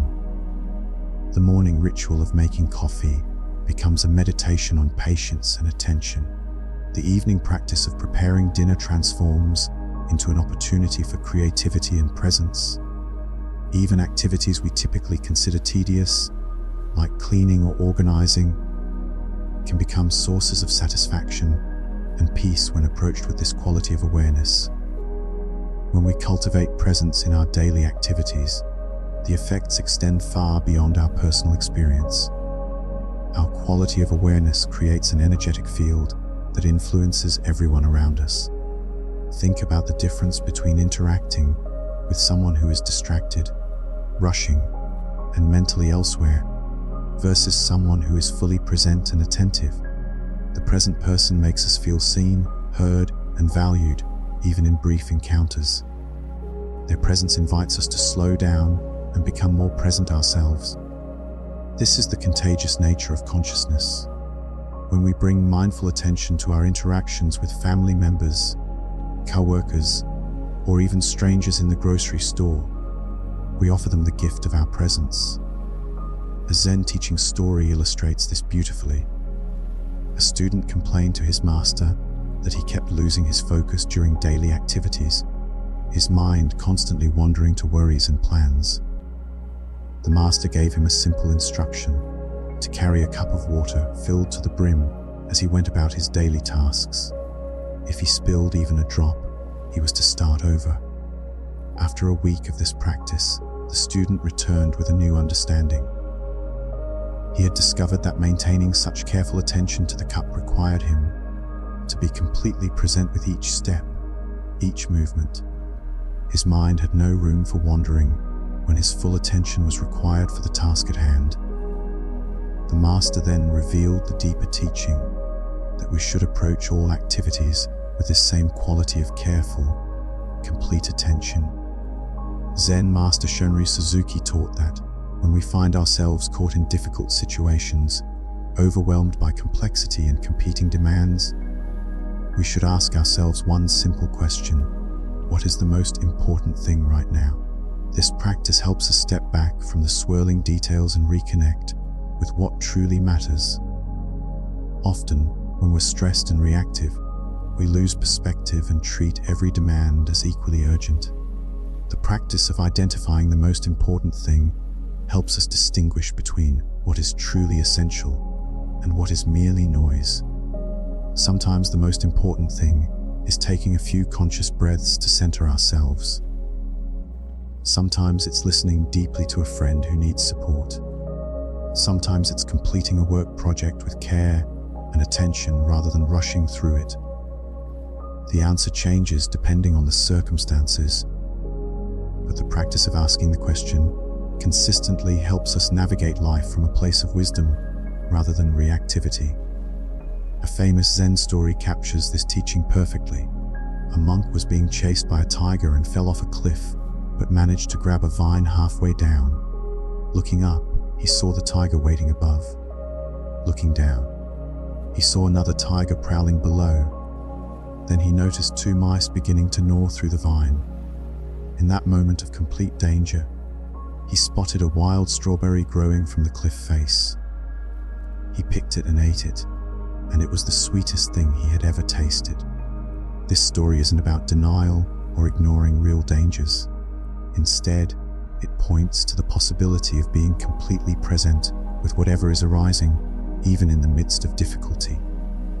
The monk didn't pretend the tigers weren't there, but he also didn't let the presence of danger prevent him from fully experiencing the sweetness available in that moment. This is the Zen approach to living with difficulty. We acknowledge the challenges without letting them completely overshadow our capacity to experience the fullness of each moment. We learn to hold both the tigers and the strawberry in our awareness simultaneously, neither denying the danger nor missing the sweetness. This balanced awareness allows us to respond to life's challenges with greater wisdom and resilience, finding sources of nourishment and beauty even during our most difficult passages. Through this practice of sacred attention to ordinary life, we discover that every moment offers an opportunity for awakening, every task a chance for presence, every interaction a possibility for connection and compassion. The path of Zen is not separate from daily life, but is found within its very heart.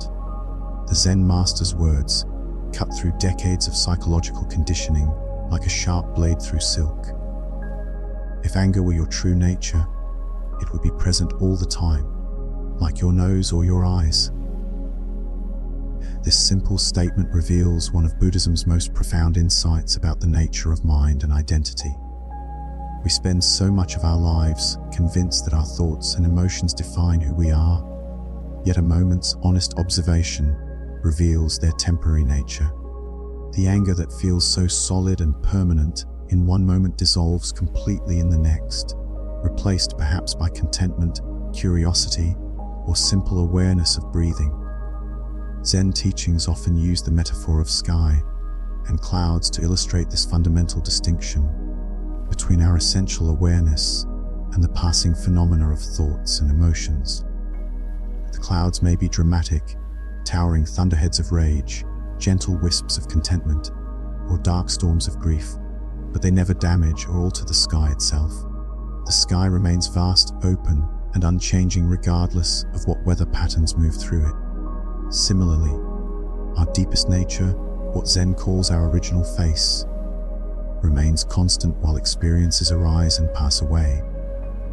This awareness was present when we were children learning to walk, present through every triumph and heartbreak of our lives, and will remain present until our final breath. It's the consciousness that observes thoughts without being thoughts, that experiences emotions without being emotions. When we learn to rest in this spacious awareness, rather than identifying with every mental weather pattern, we discover a profound freedom. The angry thoughts still arise. Human brains are wired to produce thousands of thoughts daily, but we no longer need to become the anger. We can observe it with the same detached interest. We might watch clouds forming and dissolving in the afternoon sky. This doesn't require years of meditation practice to understand, though practice certainly deepens and stabilizes this recognition. Even now, as you read these words, you can notice the awareness that's present behind the reading. Who or what is aware of these thoughts arising in response to these ideas? That aware presence is your original face, the consciousness that exists before thoughts and emotions color your experience. One of the most practical benefits of this understanding is the tremendous energy it frees up for effective action in the world. When we're no longer exhausting ourselves in constant inner struggle, fighting our thoughts, resisting our emotions, trying to maintain a particular image of ourselves, we have far more vitality available for what actually matters. Think of how much mental energy goes into arguing with reality. The traffic jam that makes us late, the family member who doesn't behave as we think they should, the weather that disrupts our plans. We spend enormous amounts of psychological resources in futile resistance to what's already happening. From the perspective of original awareness, we can see these situations clearly without the additional layer of mental commentary that usually makes them so draining. The traffic jam is simply traffic moving slowly. The difficult family member is a human being expressing their own conditioning and suffering. The rain is water falling from clouds. This clarity doesn't make us passive or indifferent, quite the opposite. When we're not caught up in the drama of resistance, we can respond more skillfully to whatever circumstances present themselves. We might leave earlier next time to avoid traffic stress, set clearer boundaries with challenging relatives, or simply bring an umbrella. The Bodhisattva ideal in Buddhism, the awakened being who works tirelessly for the benefit of all, emerges naturally from this understanding. It's not about forcing ourselves to be compassionate or guilty self-sacrifice for others.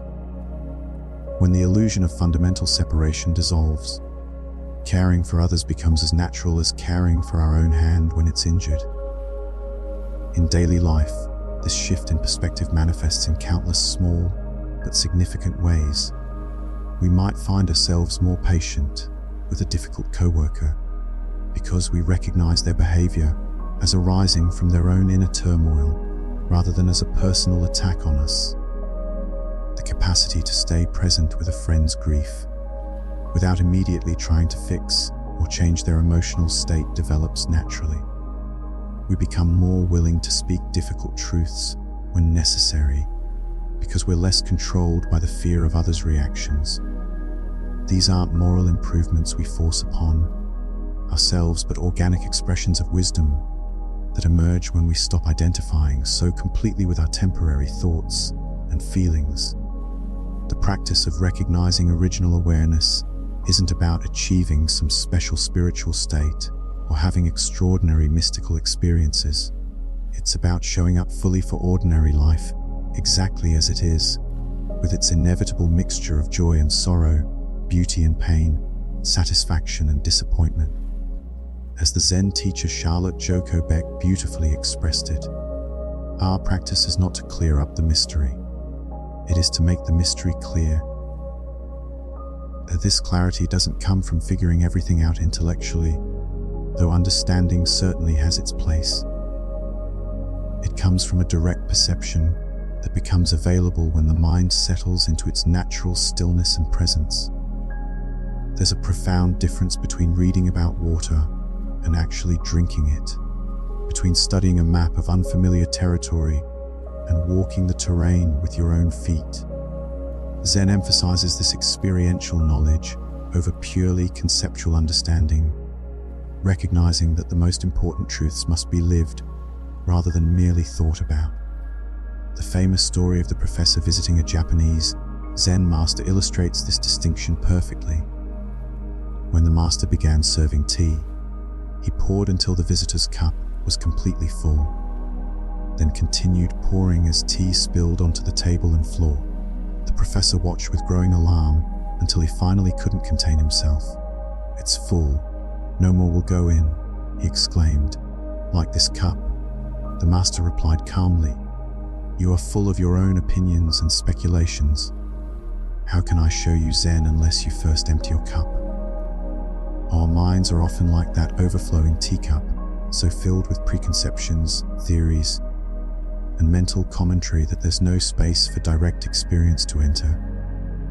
The practice of returning to original awareness is like emptying the cup, creating space for fresh perception and genuine understanding to arise. This emptiness isn't a void but a pregnant spaciousness, like the silence between musical notes that makes the melody possible.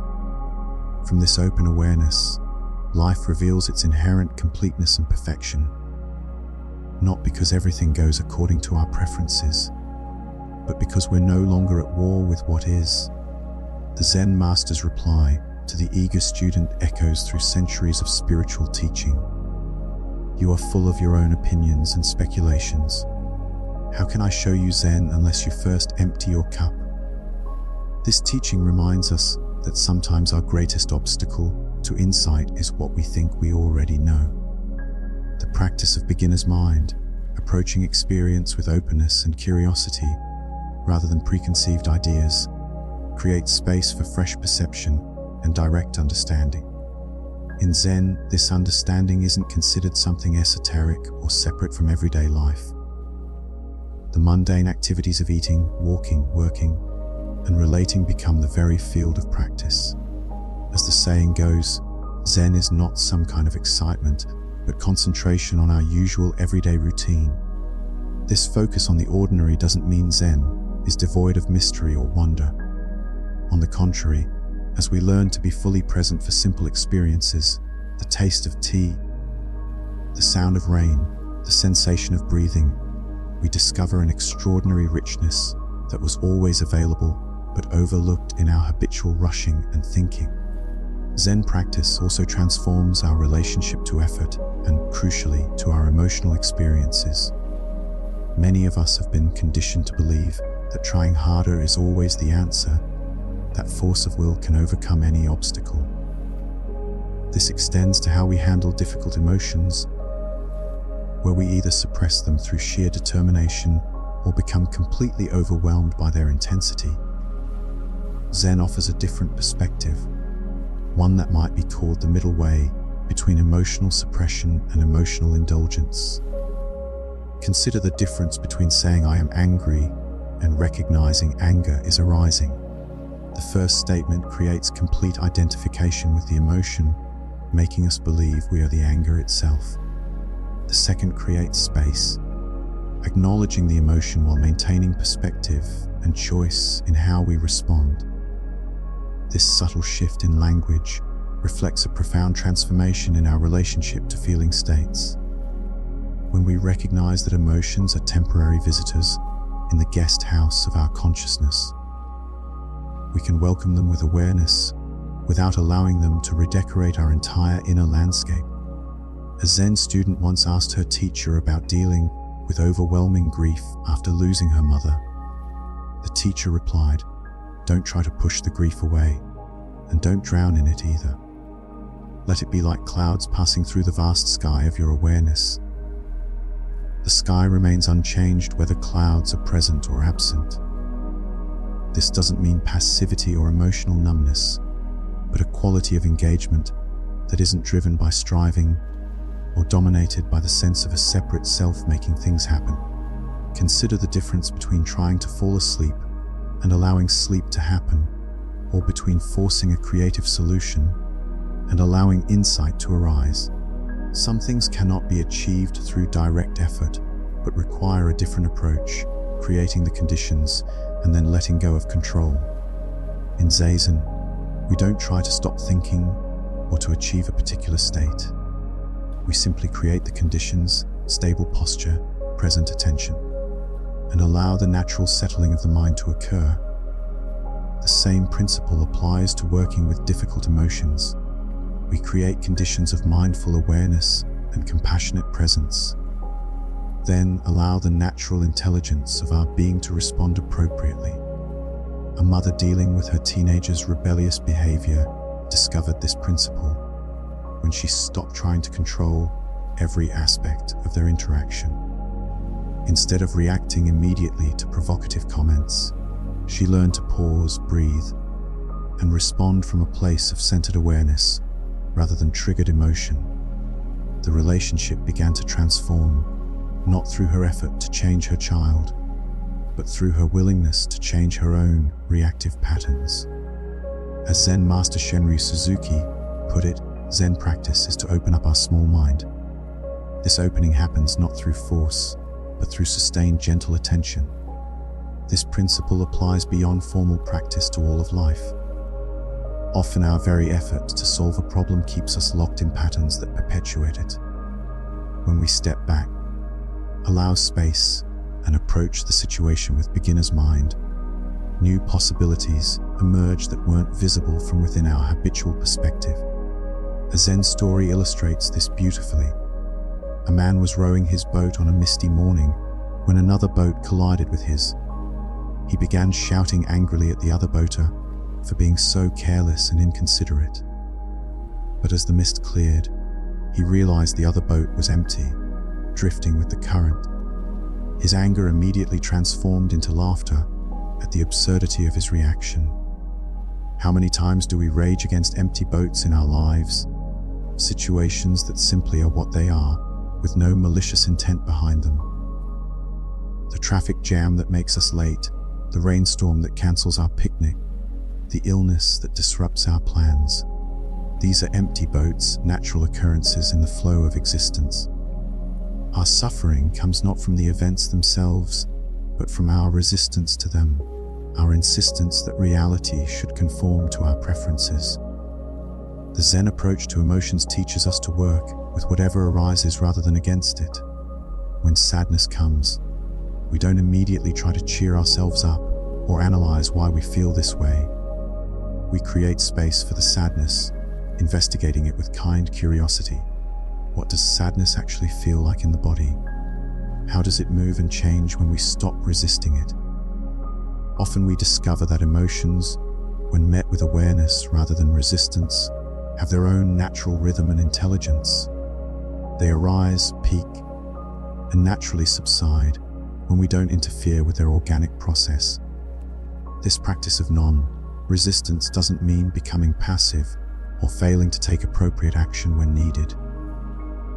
Rather, it means responding from clarity rather than reactivity, from wisdom rather than compulsion. When we stop fighting with our inner experience, we have much more energy available for skillful action in the world.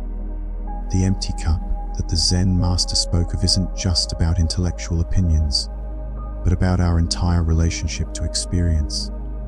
When we empty ourselves of the need for things to be different than they are, we discover a profound freedom that doesn't depend on external circumstances. This is the true gift of Zen practice, not the elimination of difficulty, but the development of an unshakable equanimity that can hold whatever life presents with grace and wisdom. The ancient Taoist sage Zhuangzi tells a story that perfectly captures the essence of how we create unnecessary suffering through our interpretations of events. A man was peacefully rowing his boat through the morning mist when suddenly another boat collided with his. He became furious and began shouting at the other boater, his face red with indignation, his voice echoing across the water with accusations and demands for an apology. But as the mist cleared, he saw that the other boat was empty, simply drifting with the current like a piece of driftwood carried by forces beyond its control.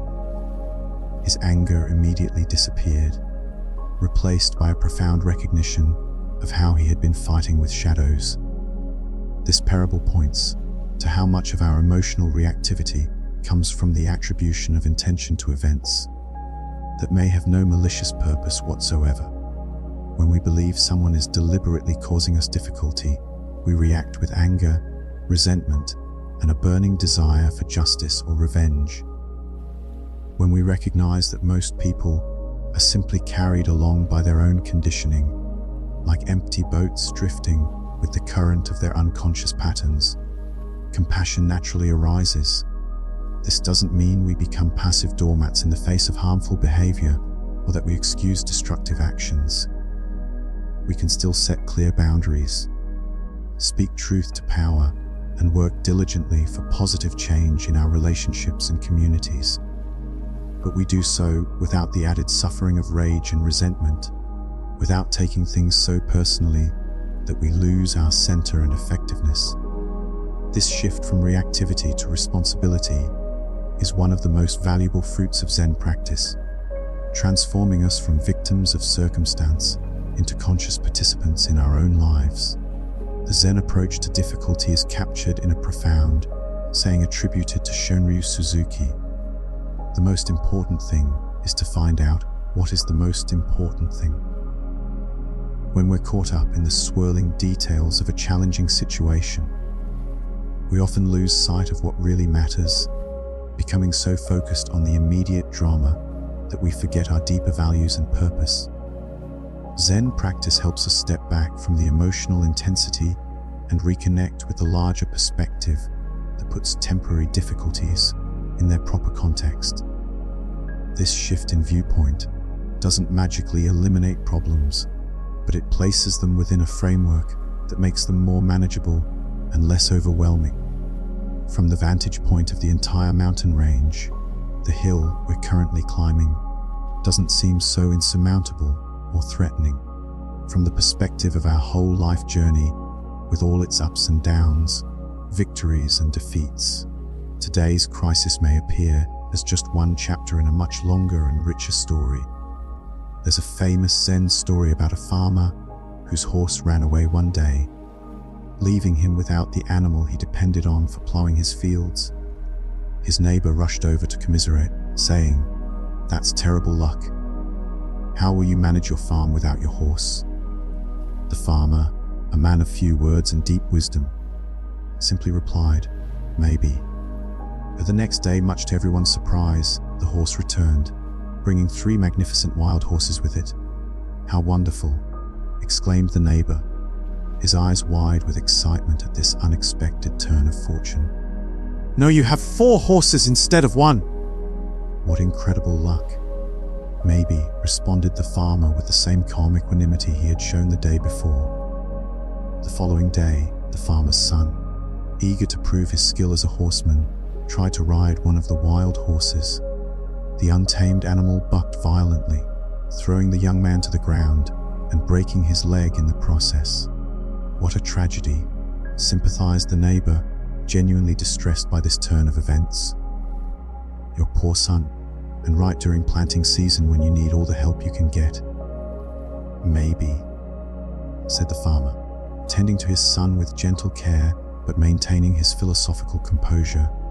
A week later, military officials came marching through the village to draft all the young men into the army for a dangerous campaign. But the farmer's son was passed over because of his broken leg, which made him unfit for military service. "What good fortune," remarked the neighbor, finally beginning to understand the farmer's wisdom. "Your son gets to stay home safe while all the other young men march off to war." "Maybe," said the farmer, neither celebrating nor lamenting, simply accepting what is. This story illustrates the Zen perspective on the fundamental unpredictability of life and the severe limitations of our quick judgments about what constitutes fortune or misfortune. Events that seem absolutely disastrous in the moment may later reveal unexpected benefits and opportunities for growth, while apparent good fortune may lead to unforeseen difficulties or complications that we never could have anticipated. By suspending our immediate judgments and holding our interpretations lightly, we free ourselves from the emotional roller coaster of constantly labeling experiences as good or bad. This doesn't mean we become indifferent or emotionally numb to what happens in our lives. Rather, we develop a mature equanimity that can hold both joy and sorrow, success and failure with equal grace and wisdom. We learn to respond to circumstances with clarity and appropriate action, rather than reacting from our conditioned patterns of fear and desire. The farmer in the story embodies this quality of open awareness that doesn't rush to conclusions about the meaning or significance of events. He understands intuitively that life is far too complex and mysterious for our limited human perspective to fully grasp. What appears to be the end of the story is often just the beginning of a new chapter we never saw coming. This wisdom of maybe becomes a doorway to freedom from the prison of our own certainties and assumptions about how life should unfold. When we can hold our experiences with this kind of spacious awareness, we discover a peace that doesn't depend on getting what we want or avoiding what we fear. We find ourselves dancing with change rather than fighting against it, flowing like water around obstacles rather than crashing against them in futile resistance. This is the profound gift that difficulty offers us when we meet it with the open heart and clear mind that Zen practice cultivates. The art of living fully while maintaining perspective can be understood through a simple metaphor. Imagine watching television and becoming so absorbed in a dramatic scene that you forget you're watching a show. Your heart races during the chase scene. You feel genuine anger at the villain. You worry about the hero's fate. This complete absorption can be entertaining, but it can also be exhausting and overwhelming. Now imagine watching the same show while maintaining awareness that you're sitting in your living room, remote in hand, able to change the channel at any time. You can still enjoy the drama, feel moved by the story, and appreciate the performances, but you're not lost in the illusion. This is the difference between being consumed by our thoughts and emotions versus experiencing them with awareness. In Zen practice, we learn to watch the television drama of our minds without losing ourselves completely in the plot. We can feel anger without becoming anger, experience sadness without being defined by sadness, enjoy happiness without desperately clinging to it. This doesn't diminish the richness of our experience, but actually enhances it by removing the layer of suffering that comes from total identification with temporary mental states. There's a profound teaching in non-dual wisdom traditions that speaks to this relationship between awareness and experience. We are simultaneously the sky and the weather patterns that move through it. The sky doesn't resist the storm, nor does it cling to the sunny day. It simply provides the open space in which all weather conditions can arise and pass away. Similarly, our fundamental awareness is like this sky, spacious and unchanging, while our thoughts, emotions, and sensations are like weather patterns, constantly shifting and temporary. When we recognize ourselves as both the sky and the weather, something remarkable happens. We don't become detached from life, but rather develop a profound intimacy with it. We can fully experience the thunderstorm of grief, the gentle rain of contentment, the bright sunshine of joy, all while resting in the vast openness that we fundamentally are. This understanding dissolves the artificial separation between the observer and the observed, between the one who experiences and the experience itself. We discover that we don't have experiences so much as we are the experiencing itself. The Heart Sutra, one of Buddhism's most revered texts, contains a teaching that initially seems paradoxical, but points to a profound truth about reality. Form is emptiness, emptiness is form. This doesn't mean that the physical world is an illusion or that nothing exists. Rather, it points to the fact that all phenomena, including our own bodies and minds, lack fixed, independent existence. Everything exists in relationship, arising through countless interconnected causes and conditions. The wave exists only in relationship to the ocean, the wind, the gravitational pull of the moon, and countless other factors. Remove any of these conditions, and the wave as we know it ceases to exist.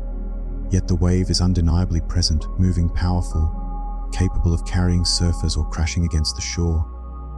This is the paradox of emptiness and form. Things exist, but not in the solid, separate way our minds typically conceive of them. When we begin to see through this lens, our entire relationship to experience transforms. We realize that our thoughts, emotions, and even our sense of self are like waves in the ocean of consciousness, temporary manifestations with no solid, permanent existence. This recognition brings tremendous freedom because we stop taking our mental formations so seriously. We can experience the full intensity of emotion without believing it defines who we are. We can have strong opinions without being rigidly attached to them. We can engage fully in life while holding everything lightly. Understanding emotions as temporary waves rather than permanent fixtures of our personality completely transforms how we work with difficult states. When anger arises, instead of saying, "I am angry," we might notice, "Anger is arising." This subtle shift in language reflects a profound shift in understanding. The anger is not who we are, but rather an energetic movement in the field of our awareness.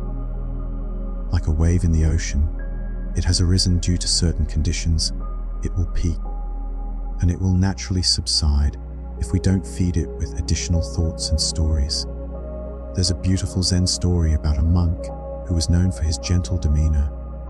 One day, a visitor was shocked to see this monk expressing intense anger at a student who had been careless with monastery property. The visitor approached the monk later and said, "I thought you were beyond anger." For the monk replied, "I was angry, and now I am not angry. When it was time to be angry, I was completely angry. When it was time to not be angry, I was completely not angry." This story illustrates the difference between expressing emotion authentically and being possessed by emotion. The monk didn't suppress his anger or pretend it wasn't there, nor did he carry it around after the situation had passed. He met the moment completely and then let it go completely. This is the art of dancing with emotions rather than being swept away by them. We can feel deeply without drowning, respond passionately without losing our center. Rumi, the great Sufi poet, offered a beautiful metaphor for this way of relating to all aspects of our experience. He suggested we treat our consciousness like a guest house, welcoming whatever visitors arrive at our door. Be grateful for whoever comes, because each has been sent as a guide from beyond. Even the difficult guests, The unwelcome emotions and challenging thoughts have something to teach us. When we greet them with hospitality rather than resistance, we often discover that they carry important messages. Anger might be telling us that a boundary has been crossed. Fear might be alerting us to something that needs attention. Sadness might be honoring a loss that deserves to be grieved. When we welcome these experiences without immediately trying to fix, change, or eliminate them, they can do their work and naturally move through us. Resistance, on the other hand, tends to create stagnation. What we resist persists, as the saying goes. The guest house approach doesn't mean we become passive or that we don't take appropriate action. Rather, it means we first create space for whatever is present before deciding how to respond. This space between stimulus and response is where our freedom lies. In that pause, we can choose our response rather than simply react from old conditioning. This is where meditation practice becomes invaluable, training us to notice this space and gradually expanding it. Through this practice of welcoming all experience while maintaining awareness, we discover that we are much larger than any single emotion, thought, or circumstance. We are the spacious awareness in which all of life's drama unfolds, capable of holding it all with grace and wisdom. The deepest teaching of Zen lies not in accumulating spiritual concepts or following rigid rules, but in developing the capacity to respond freshly to each unique situation as it arises. This is what the ancient masters meant when they spoke of appropriate response or skillful means. It requires moving beyond the prison of our preconceptions about how things should be and instead meeting reality as it actually presents itself. Most spiritual seekers begin their journey by learning rules and techniques. We memorize meditation instructions, study ethical precepts, and try to follow prescribed practices with dedication and precision. This stage is necessary and valuable, like learning the basic scales before attempting to play jazz improvisation. However, the goal is not to remain forever bound by these initial guidelines, but to internalize their essence until wisdom flows naturally from within. Consider how a master calligrapher begins by carefully copying classical characters, stroke by stroke, following exact proportions and angles. Years of disciplined practice eventually allow the brush to move with spontaneous grace, each character emerging from deep understanding rather than conscious rule following. The same evolution occurs in spiritual practice when we move from external compliance to internalized wisdom. The danger comes when we mistake the finger pointing at the moon for the moon itself, becoming so attached to spiritual concepts that they prevent direct experience. We might cling to ideas about compassion, non-attachment, or mindfulness as fixed formulas rather than allowing these qualities to emerge organically from genuine understanding.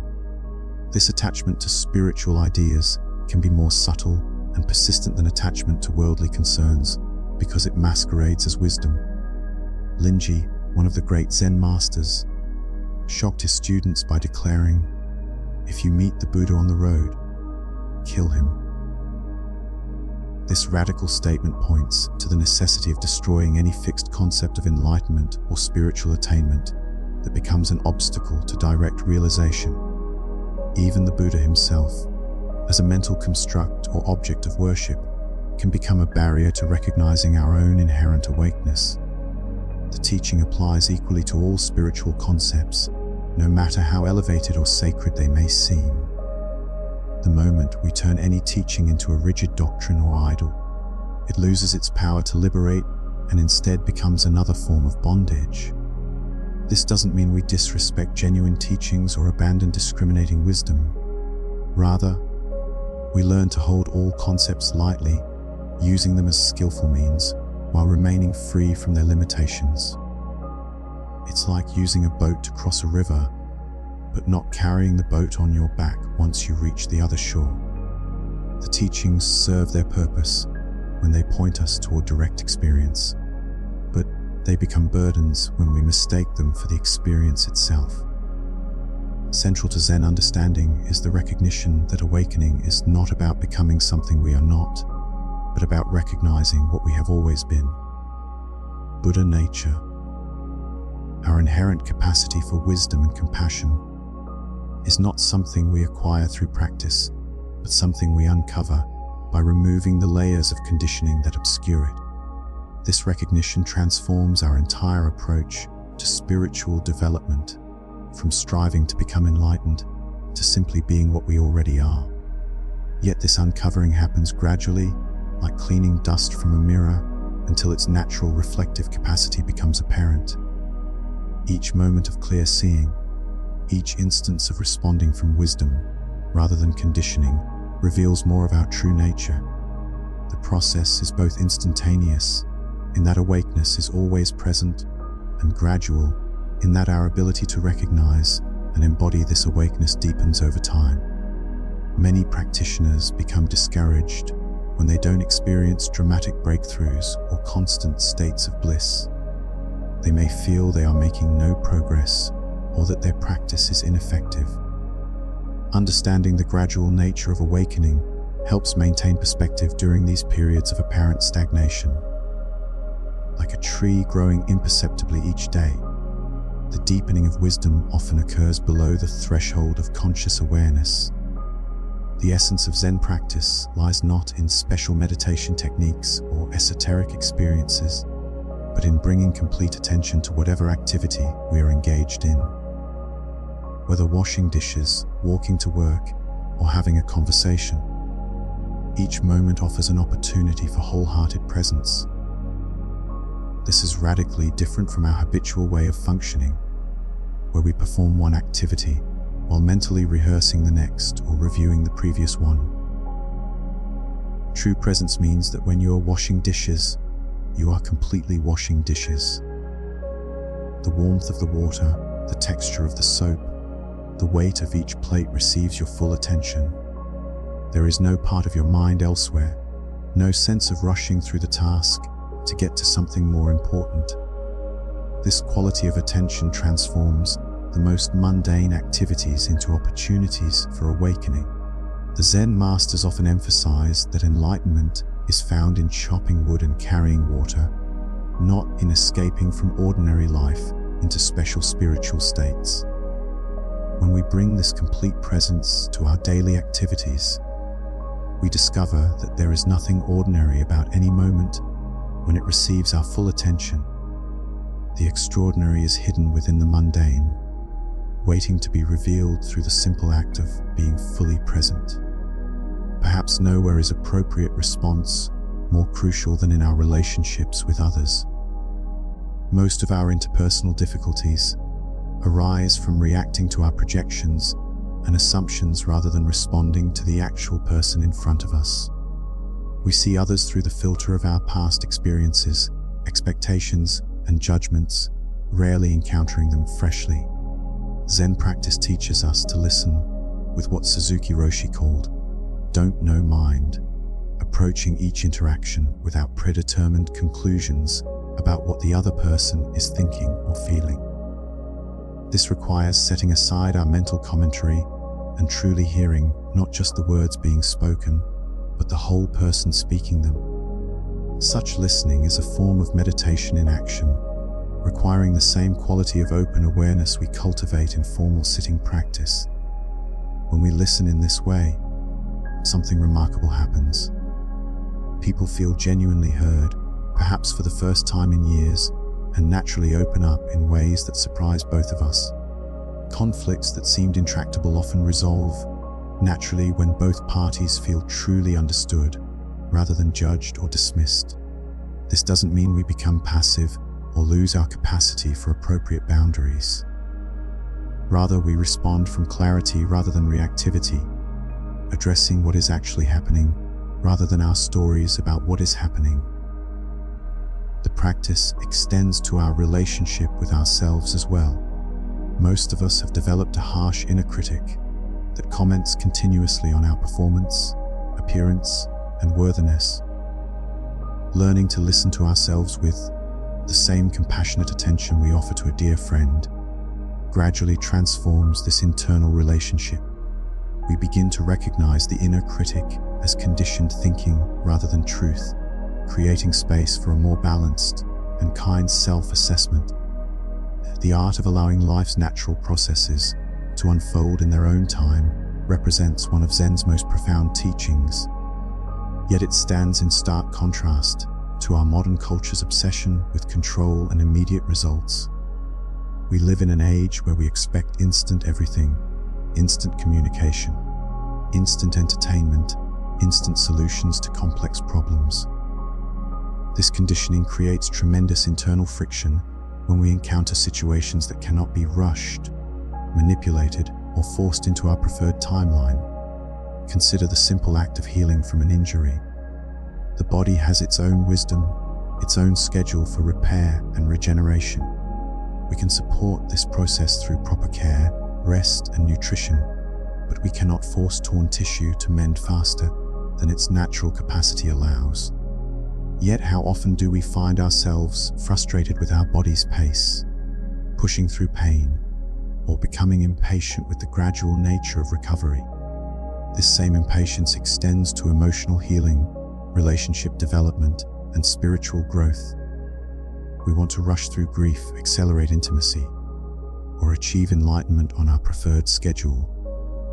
But Zen teaches us that some processes have their own inherent timing, and our attempts to speed them up often create additional suffering and may actually slow the natural unfolding. Nature provides us with countless examples of appropriate timing and natural rhythms. A seed planted in winter will not grow, no matter how much we water it or how intensely we focus our attention on it. The conditions must be right, the season must align, and the internal processes of the seed must be ready. Similarly, there are seasons in our emotional and spiritual lives when certain developments are simply not possible, regardless of our effort or desire. During times of grief, for instance, we may desperately want to return to feeling normal, to regain our previous sense of joy and engagement with life. But grief has its own seasons, its own necessary stages that cannot be bypassed or accelerated without creating complications later. The initial shock and numbness serve a protective function, allowing us to process overwhelming loss in manageable pieces. The anger that often follows provides energy to navigate practical matters and assert our needs during a vulnerable time. The deep sadness that may persist for months or even years is not a sign of weakness or failure to heal properly, but rather the heart's way of honoring what was lost and gradually adjusting to a new reality. When we try to rush through these stages or skip them entirely, we often find that unprocessed grief resurfaces later, sometimes with greater intensity.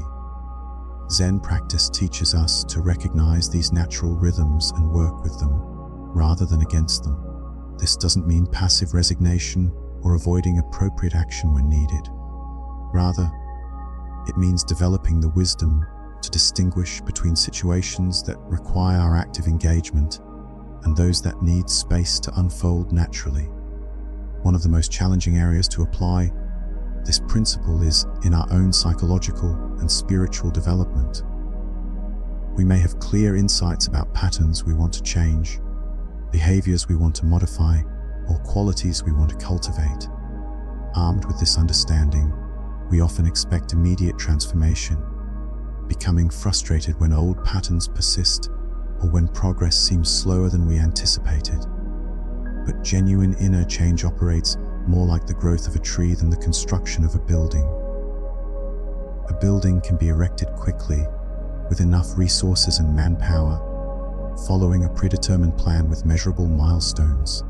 Tree growth, however, involves countless invisible processes: root development, nutrient absorption, cellular division, seasonal adaptations that cannot be observed or controlled directly. The tree's health depends not on rapid upward growth, but on the gradual strengthening of its entire system, including periods of apparent dormancy that are actually times of deep consolidation and preparation. Our psychological patterns developed over years or decades. shaped by countless experiences, relationships, and environmental factors. These patterns served important functions at various stages of our development, even if they no longer serve us well. Changing them involves not just intellectual understanding, but also emotional processing, nervous system regulation, and the gradual rewiring of deeply ingrained neural pathways. This process has its own intelligence and timing that cannot be forced or manipulated through willpower alone. Zen meditation practice itself exemplifies this principle of allowing natural development. Many people begin meditation expecting dramatic results, profound peace, mystical experiences, or immediate relief from anxiety and stress. While meditation can certainly provide these benefits, they typically emerge gradually through consistent practice rather than through intense effort or expectation. The practice itself teaches us to sit with whatever arises: restlessness, boredom, physical discomfort, emotional turbulence, without trying to fix or change our experience. Through this patient attention, we gradually develop the capacity to be present with difficulty without being overwhelmed by it. This principle extends to our relationships with others and our role in their growth and healing processes. Love often expresses itself as a desire to help, to fix, to spare our loved ones from pain or struggle. While this impulse comes from genuine care, it can sometimes interfere with natural learning processes that require direct experience rather than external rescue. Parents face this challenge constantly as they watch their children encounter difficulties, make mistakes, and struggle with challenges that could be easily resolved through parental intervention. The wisdom lies in knowing when to offer support and when to allow natural consequences to provide their own teaching. A child who is struggling with a difficult homework assignment may benefit more from working through the frustration and discovering their own problem-solving capabilities than from having a parent provide the answers. This doesn't mean abandoning our loved ones to face difficulties alone, but rather offering presence, encouragement, and appropriate support while respecting their own capacity for growth and learning. The same principle applies to our relationship with ourselves. We can create conditions that support our growth and healing, maintaining regular spiritual practice, seeking appropriate professional help, cultivating healthy relationships, engaging in meaningful work. But we cannot force breakthrough moments, manufacture profound insights, or will ourselves into states of peace and contentment. These emerge naturally when the conditions are right, and we have developed sufficient capacity to receive and integrate them. This understanding brings a quality of patience and gentleness to our spiritual practice that transforms it from a project of self-improvement into a process of natural unfolding. We learn to trust that our sincere engagement with practice will bear fruit in its own time, even when progress seems slow or invisible. This trust itself becomes a form of spiritual maturity, freeing us from the exhausting effort of trying to control outcomes and allowing us to focus our energy on showing up consistently and wholeheartedly to whatever the present moment requires. The teacher replied, "You're treating happiness as if it were a destination you need to reach rather than recognizing it as your natural state when you stop demanding that life be other than it is." This simple statement contains one of the most revolutionary insights about human contentment. We spend enormous amounts of energy trying to arrange our circumstances to match our preferences, believing that happiness will emerge when everything aligns just right. But this approach creates a perpetual state of dissatisfaction because life rarely conforms to our exact specifications for very long. True happiness, the teacher suggested, isn't about getting what we want, but about finding freedom from needing things to be different than they are. This doesn't mean becoming passive or resigned to suffering. Rather, it means developing the capacity to engage fully with reality as it presents itself, without the additional layer of resistance that comes from insisting it should be otherwise. Buddhist psychology describes two distinct types of suffering that we experience. The first arrow represents the unavoidable pain that comes with being human, the losses, disappointments, physical discomfort, and challenges that are woven into the fabric of existence. The second arrow represents our resistance to the first arrow, our mental and emotional struggle against what is already happening. When we experience physical pain, for example, the sensation itself is the first arrow, but then our minds often create a second layer of suffering by generating thoughts like, "This shouldn't be happening to me," or "I can't stand this," or "When will this end?" This resistance doesn't change the original pain, but adds a psychological dimension that can be far more distressing than the initial discomfort. The same pattern applies to emotional difficulties. Grief over a loss is natural and necessary, but when we resist the grief itself, telling ourselves we should be over it by now, or that we're weak for feeling this way, we create additional suffering on top of the original pain. Learning to distinguish between these two arrows gives us tremendous power. While we may have limited control over the first arrow, we have significant influence over the second. This doesn't mean suppressing difficult emotions or pretending everything is fine when it isn't. Rather, it means learning to experience challenging situations without the extra layer of mental commentary that amplifies our distress. Our relationship with pleasant experiences often contains the seeds of suffering as well. When something wonderful happens, we naturally want it to continue forever. We try to hold on to the feeling, to make it permanent, or to recreate it exactly as it was. But this grasping at pleasure creates its own form of anxiety. We become preoccupied with whether the good feeling will last, whether we're enjoying it enough, or whether we'll be able to experience it again. The very attempt to possess happiness pushes it away. It's like trying to capture sunlight in our hands.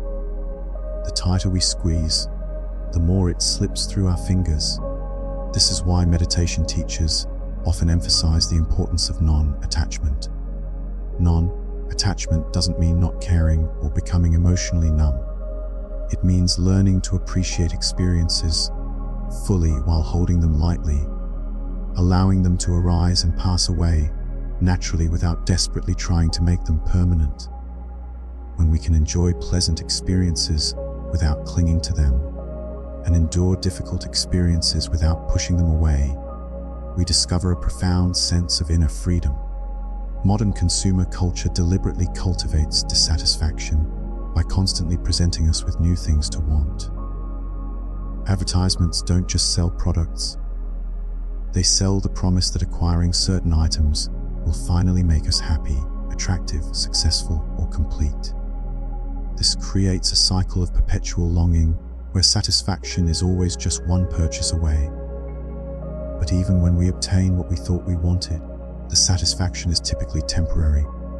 Soon new desires arise, and the cycle continues. This isn't because we're weak or materialistic, but because we've been conditioned to believe that happiness comes from external sources. The Buddha compared this endless cycle of desire to drinking salt water to quench our thirst. The more we drink, the thirstier we become. Understanding this pattern doesn't require us to live in poverty or avoid all material comforts. Rather, it means recognizing that our deepest needs for connection, meaning, and peace cannot be satisfied through acquisition alone. When we address these deeper needs directly through relationships, creative expression, service to others, and spiritual practice, we naturally become less driven by compulsive wanting. The principle of not needing things to be different applies powerfully to our relationships with other people. How much energy do we spend trying to change our partners, family members, friends, or colleagues? How often do we find ourselves frustrated because someone isn't behaving the way we think they should? This doesn't mean accepting harmful behavior or failing to communicate our needs clearly, but it does mean recognizing that our happiness doesn't depend on other people conforming to our expectations. When we release the demand that others be different than they are, we create space for genuine connection and understanding. We can listen more deeply, respond more skillfully, and engage more authentically. A famous Zen story illustrates this beautifully. Two monks were walking when they came to a river where a young woman was stranded, unable to cross because of her fine clothes. The elder monk immediately picked her up and carried her across, then set her down and continued walking. Hours later, the younger monk finally spoke up.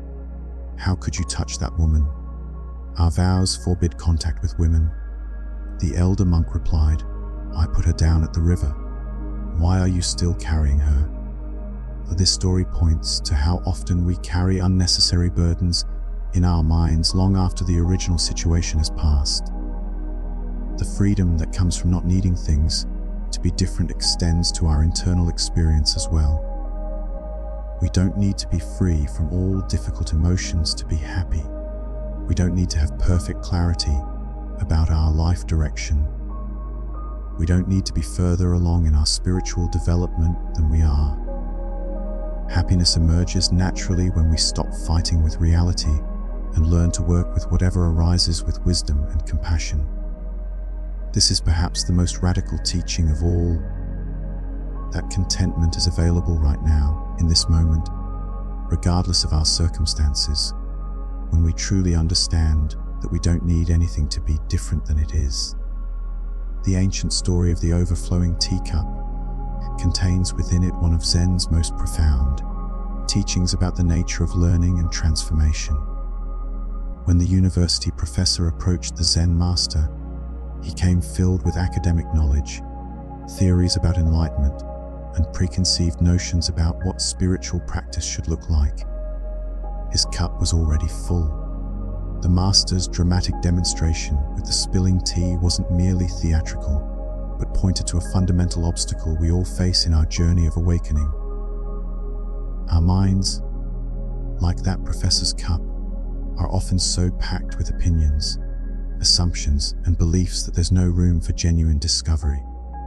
We approach new experiences through the filter of what we think we already know, missing the fresh reality that's actually presenting itself. Beginner's mind, or what Zen calls don't know mind, represents a radical departure from our usual way of engaging with life. It's the willingness to meet each moment as if for the first time, without the heavy baggage of preconceptions weighing down our perception. This doesn't mean abandoning all knowledge or pretending to be ignorant. Rather, it means holding our knowledge lightly, like water cupped in open palms, rather than ice frozen in a closed fist. Consider how differently you might experience a familiar walk through your neighborhood. If you could see it through beginner's eyes, the tree you pass every day might reveal new patterns in its bark, the way light filters through its leaves, the ecosystem of birds and insects it supports. Your neighbor's garden might show you colors and arrangements you'd never noticed before. The very air you breathe might feel different when met with fresh attention rather than automatic habit. This quality of openness transforms not just how we see the external world, but how we relate to other people.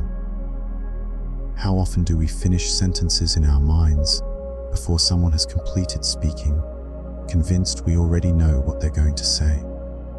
How frequently do we categorize people within moments of meeting them, filing them away in mental boxes labeled boring, difficult, or not my type?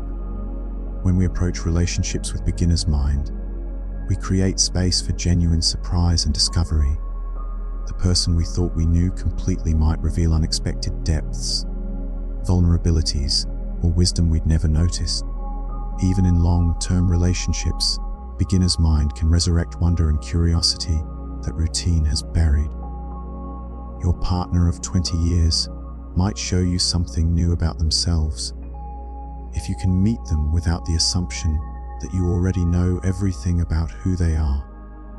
Perhaps nowhere is beginner's mind more transformative than in our relationship with ourselves.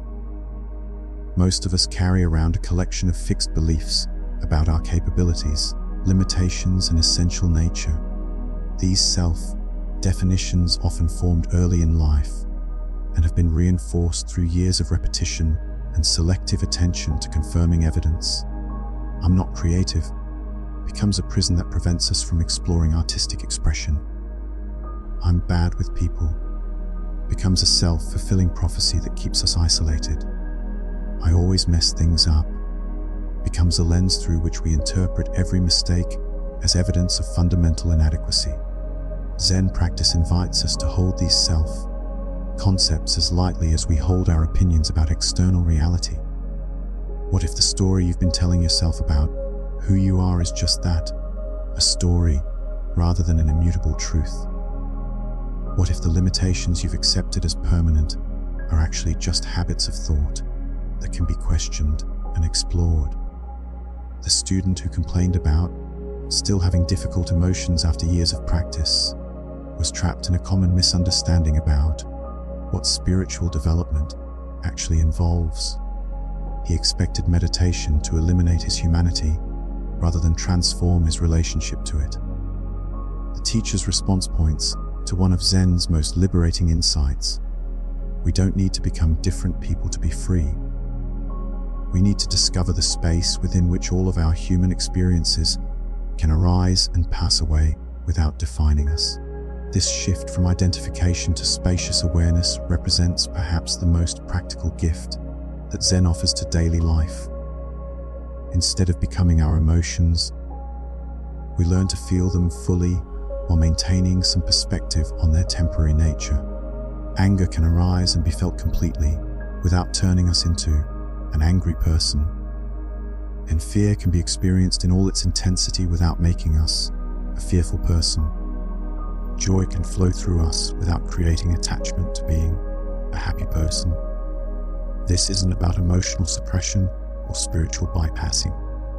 It's about developing the capacity to be intimate with our experience without being overwhelmed by it. Like learning to swim, we discover we can be fully immersed in the water of our emotions without drowning in them. The space that meditation creates isn't empty or void, but alive with awareness. It's the space in which thoughts and feelings can dance without creating chaos. It's the stillness that allows us to respond rather than react, to choose rather than be driven by unconscious patterns. When we stop identifying so completely with every mental and emotional state that arises, we discover a fundamental freedom that no external circumstances can take away. This freedom doesn't depend on having the right thoughts or feelings, but on the recognition that we are the awareness in which all thoughts and feelings appear, like the sky that remains unchanged whether it holds clouds or sunshine, storms or calm. This awareness provides a stable foundation that can accommodate the full spectrum of human experience. From this place of not knowing, of empty cup consciousness, genuine learning becomes possible again. We can meet life with the wonder and curiosity of a child, while maintaining the wisdom and discernment of maturity. This is the paradox and the gift of beginner's mind. By emptying our cup of preconceptions, we create infinite space for discovery, growth, an authentic encounter with the mystery of existence. The practice of Zazen develops this capacity by training us to observe the contents of consciousness without automatically engaging with every thought.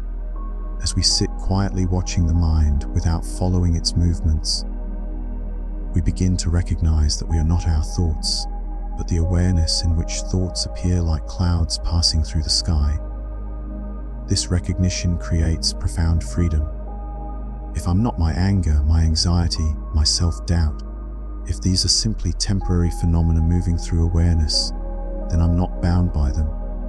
I can feel them fully without being controlled by them.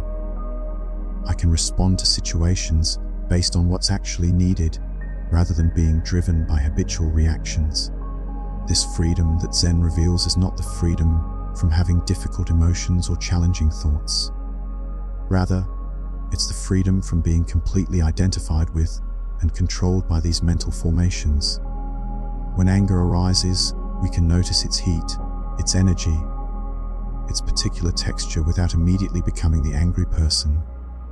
When anxiety appears, we can observe its tightness, its urgency, its stories without being swept away by its narrative. This shift from being our emotions to witnessing them creates space for wisdom to emerge. In that space between stimulus and response, we discover choice. We can acknowledge the anger while choosing how to respond skillfully. We can feel the anxiety while taking appropriate action rather than being paralyzed by worry. This is not suppression or denial of our emotional life, but rather a mature relationship with the full spectrum of human experience. Zen teaches that this freedom is our birthright as human beings. It doesn't belong only to special individuals or require extraordinary capabilities. It's available to anyone willing to engage in the simple yet challenging practice of present awareness, of meeting life directly rather than through the veil of concepts and conditioning. The beauty of this teaching lies in its accessibility. You don't need years of intensive retreat practice or special spiritual gifts. The capacity for awareness is already present in every moment of ordinary life. What's required is the willingness to pause, to notice, to meet whatever is arising with curiosity rather than judgment. This directness is reflected in Zen's emphasis on everyday activities as spiritual practice. Sweeping the floor, preparing a meal, washing dishes become vehicles for awakening when approached with full attention. There's a story of a monk who asked his master for instruction on the path to enlightenment. The master asked, "Have you eaten your rice porridge?" The monk replied, "Yes." The master said, "Then wash your bowl." This simple instruction contains the essence of Zen. The sacred isn't found apart from the ordinary, but within it. The path to awakening doesn't require retreating from daily life, but fully engaging with it. In our modern context, any activity can become a practice ground for presence.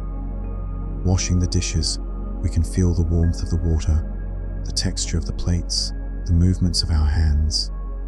The simple act of cleaning becomes a meditation on impermanence as we witness food residue dissolving, plates becoming clean, our own movements flowing in rhythm. Walking to work transforms from mere transportation into a walking meditation.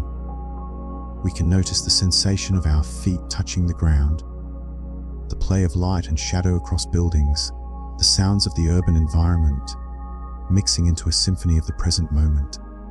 Even waiting in line, often a source of impatience and frustration, becomes an opportunity to practice presence. Instead of checking our phones or mentally rehearsing our to-do lists, we can notice the breath, observe the minds wanting to be elsewhere, and practice acceptance of this moment as it is. The person ahead of us becomes not an obstacle to our efficiency, but a fellow human being sharing this experience of waiting. This quality of presence transforms not only our inner experience but our interactions with others. When we're fully present with another person, we offer them the rare gift of our complete attention. We listen not just to their words, but to the feelings and needs beneath them. We see them not through the filter of our projections and assumptions, but as they are in this moment. In our distracted age, this kind of presence is increasingly rare and precious. Most conversations happen while we're partially engaged, thinking about our response, checking our devices, or mentally somewhere else entirely. True presence requires setting aside our agenda, our need to fix or advise, and simply being with another person in their experience. This doesn't mean becoming passive or losing our boundaries. Rather, it means responding from a place of clarity rather than reactivity. When someone shares their frustration with us, we can listen without immediately defending ourselves or offering solutions. When a colleague expresses anxiety about a project, we can acknowledge their concern without rushing to reassurance or dismissal. This quality of attention creates space for genuine connection and often allows the other person to find their own wisdom and solutions. Zen reminds us that wisdom doesn't come from accumulating more information, but from deeply digesting what we already know. In a culture obsessed with consuming content, gathering data, and staying informed, this teaching offers a different path. Instead of constantly seeking new inputs, we can spend time integrating our experiences, allowing insights to ripen through reflection and contemplation. The monastery tradition of Samu, or work practice, demonstrates this integration beautifully. Every task, from gardening to food preparation to administrative work, is approached with the same mindful presence as formal meditation. There's no separation between spiritual practice and daily responsibilities. This approach can revolutionize our relationship with work and routine tasks. Instead of viewing our job as something to endure while waiting for real life to begin, we can discover how any activity becomes meaningful when infused with awareness and care. The email we're writing, the meeting we're attending, the report we're preparing all become opportunities to practice presence and offer our best effort as a gift to the world. There's a Zen story about a master who was known for his compassion. A student asked him, "How can I develop greater compassion?" The master replied, "When you meet someone, imagine that they will be dead in 3 years." This startling instruction isn't meant to be morbid, but to cut through our habitual ways of relating and remind us of the preciousness of each encounter. When we remember that our time with each person is limited, we're more likely to be fully present, to speak what matters, to offer our genuine attention. This presence is particularly valuable in times of suffering, both our own and others. When we're in pain, our tendency is often to resist it, to try to escape through distraction or numbing. When others are suffering, we may try to fix their pain or offer platitudes that minimize it. Zen offers a different approach, to turn towards suffering with kind attention, to create space for the full experience without being overwhelmed by it. Consider the difference between being with someone who's trying to cheer you up when you're grieving versus being with someone who can simply sit with you in your pain, offering the gift of their presence without needing to change your experience. The second presence is profoundly healing, not because it makes the pain go away, but because it allows us to feel fully held in our humanity, including our suffering. This quality of presence requires us to develop what Buddhist teacher Pema Chodron calls staying with the rawness. It means resisting our impulse to immediately comfort, advise, or distract when someone shares their pain with us. Instead, we learn to breathe deeply, settle into our own body, and create a spacious awareness that can hold whatever arises. When a friend tells us about their divorce, their job loss, their diagnosis, our first instinct might be to say, "Everything happens for a reason," or "At least you have your health," or "You're so strong, you'll get through this." But these responses, while well-intentioned, often serve more to ease our own discomfort with their pain than to truly support them. What if instead we simply said, "This sounds really difficult," and then remained present, allowing silence to hold space for their experience? This quality of presence extends to how we meet our own suffering. When difficult emotions arise, grief, anger, fear, can we turn toward them with the same kindness we would offer a friend in pain? Can we create space for these feelings without either suppressing them or being swept away by them? This is the heart of Zen practice, not to transcend the human condition, but to embrace it fully with all its joy and sorrow, pleasure and pain. A Zen teaching story tells of a woman whose son died. Overcome with grief, she went to the Buddha and begged him to bring her child back to life.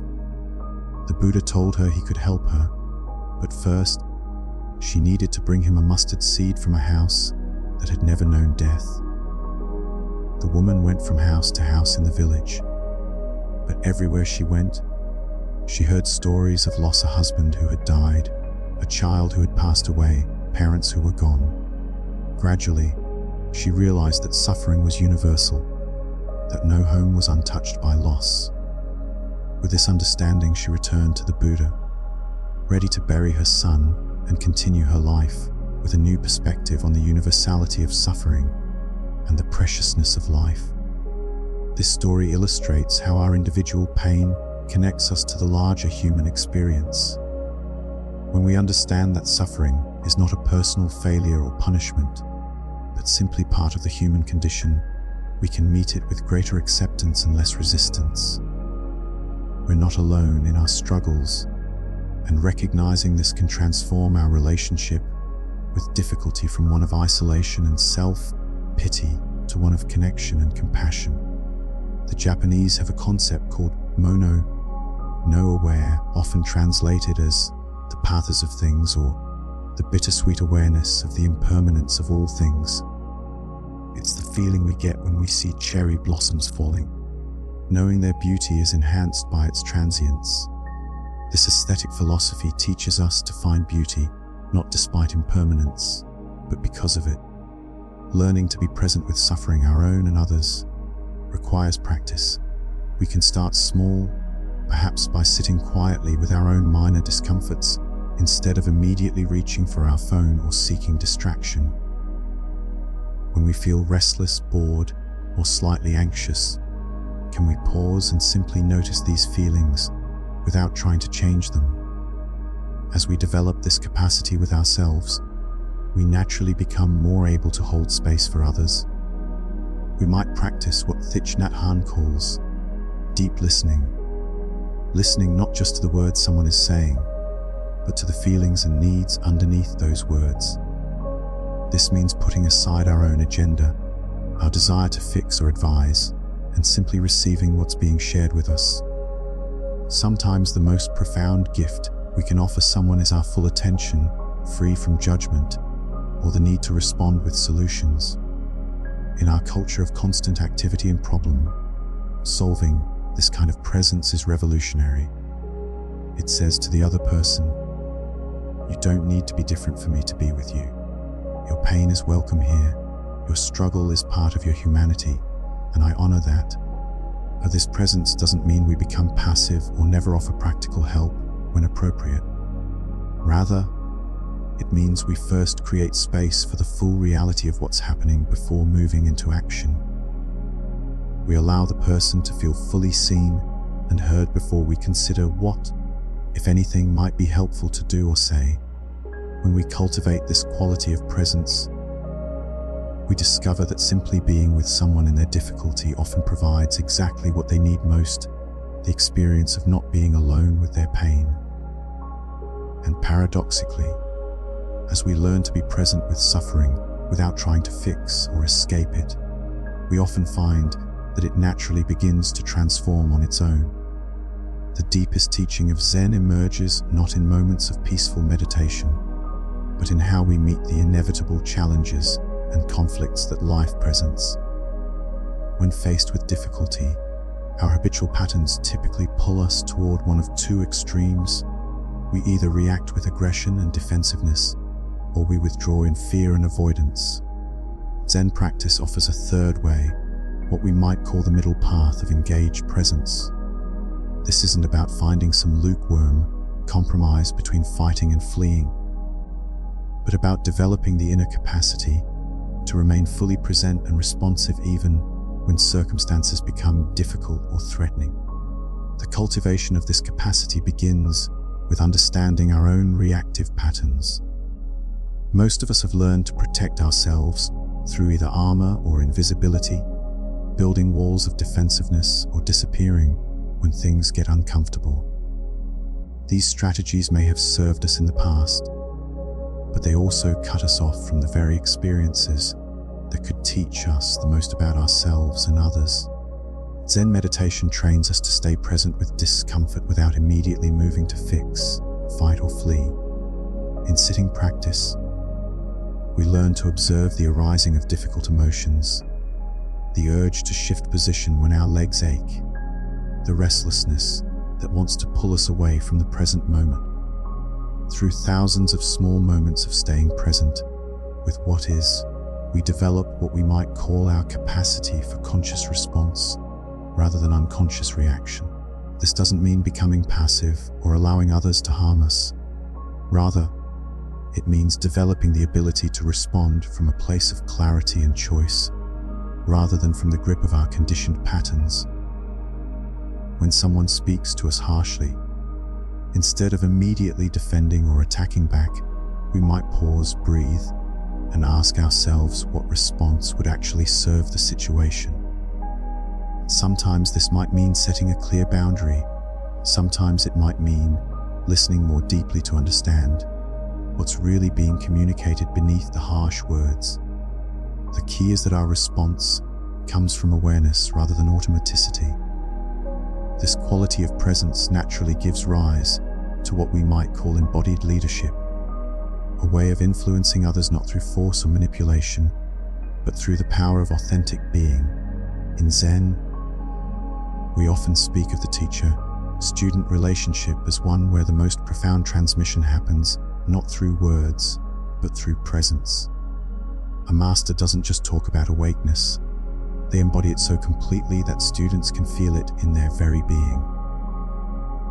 This same principle applies to all forms of leadership, whether we're parenting children, managing a team at work, or simply being a friend to someone in need. When we live our values rather than merely speaking them, we create what we might call a field of influence that extends far beyond our words. Consider the parent who wants to teach their child about honesty, but regularly tells small lies to avoid inconvenience. No matter how eloquent their lectures about truthfulness, their embodied message speaks louder than their words. Conversely, the parent who lives with integrity, who admits their mistakes and speaks truthfully even when it's difficult, teaches honesty through their very being. This kind of leadership requires tremendous courage because it means we can no longer hide behind roles or personas.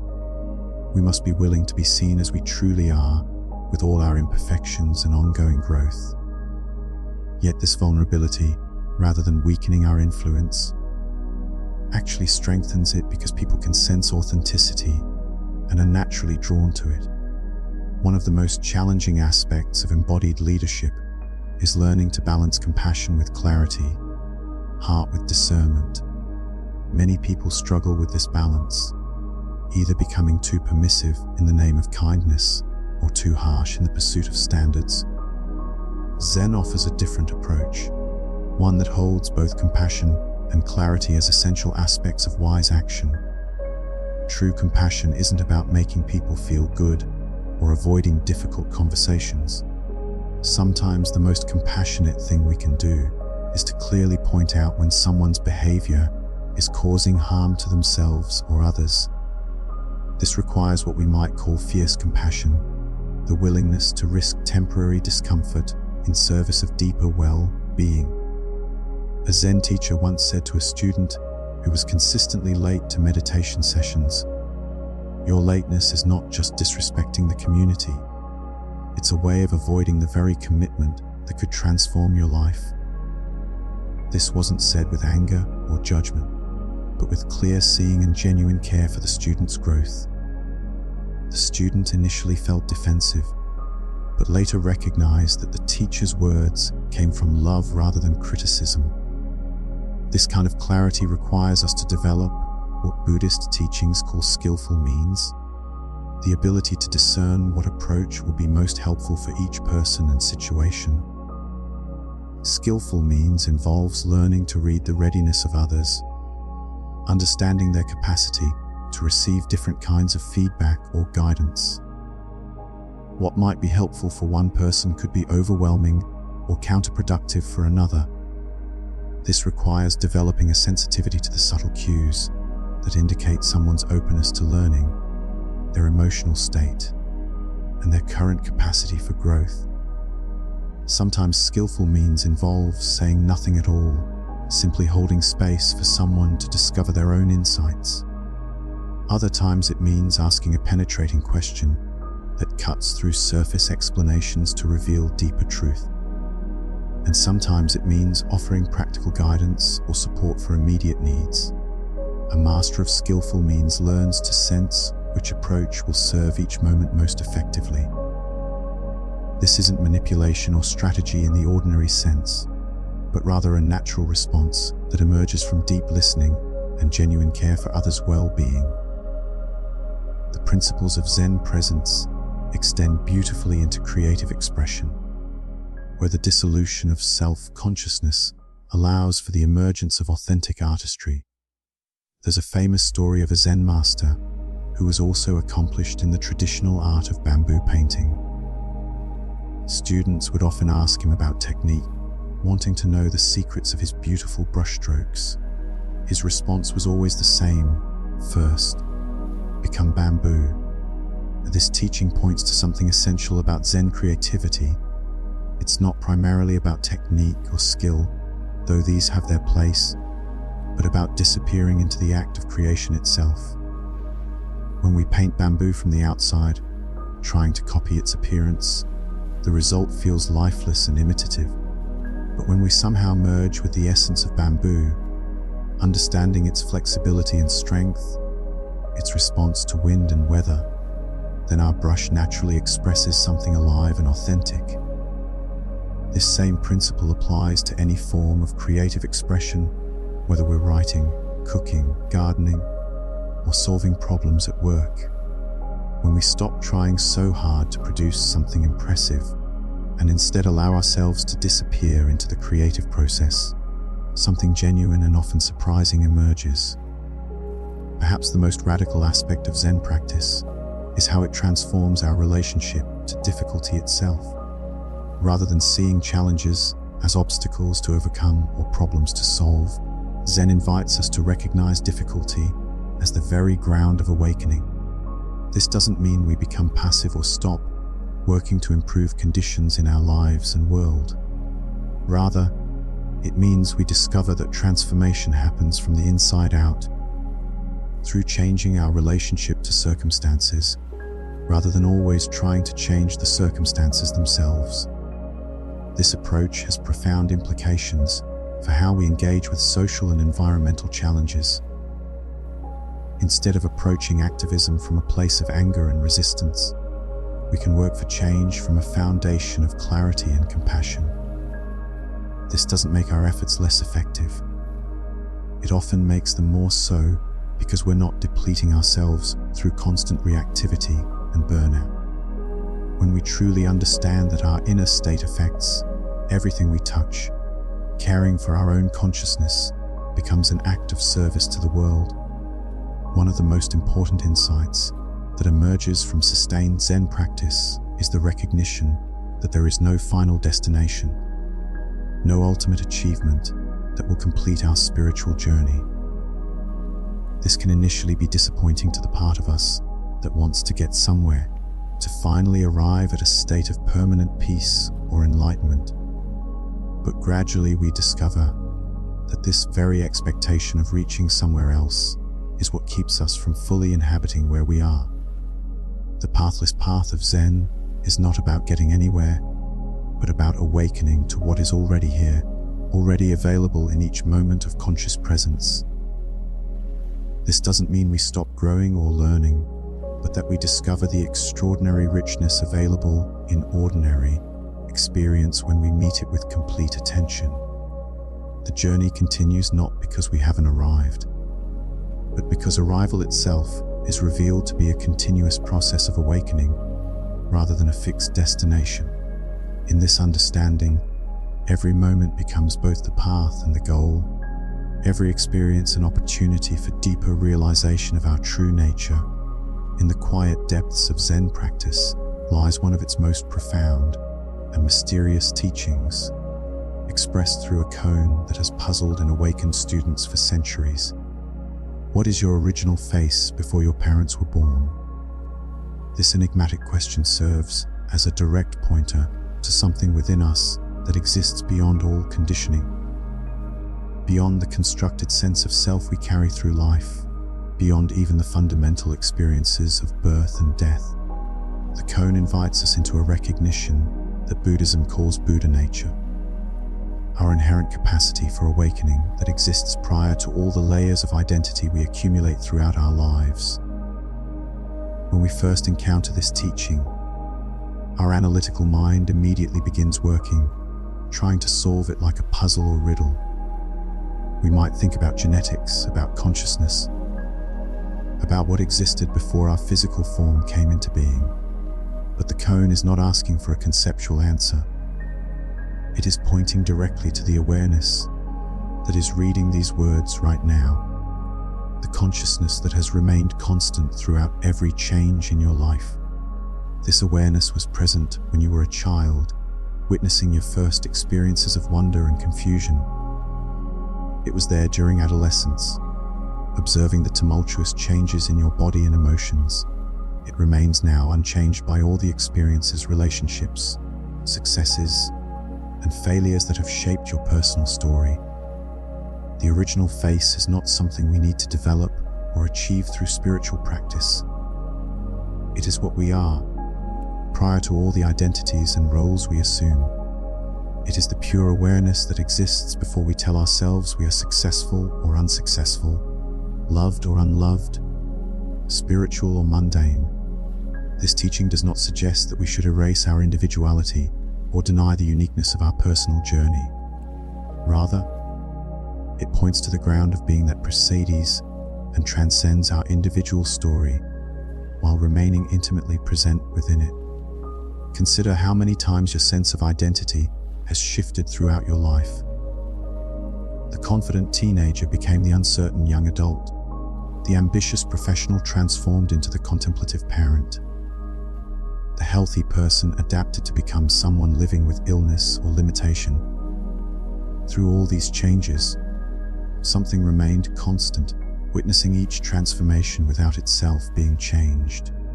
This unchanging awareness is what the koan points toward when it asks about your original face.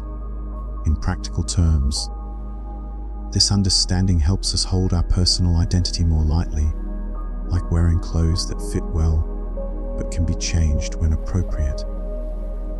We can honor our particular gifts and acknowledge our specific challenges without mistaking these temporary conditions for the totality of who we are.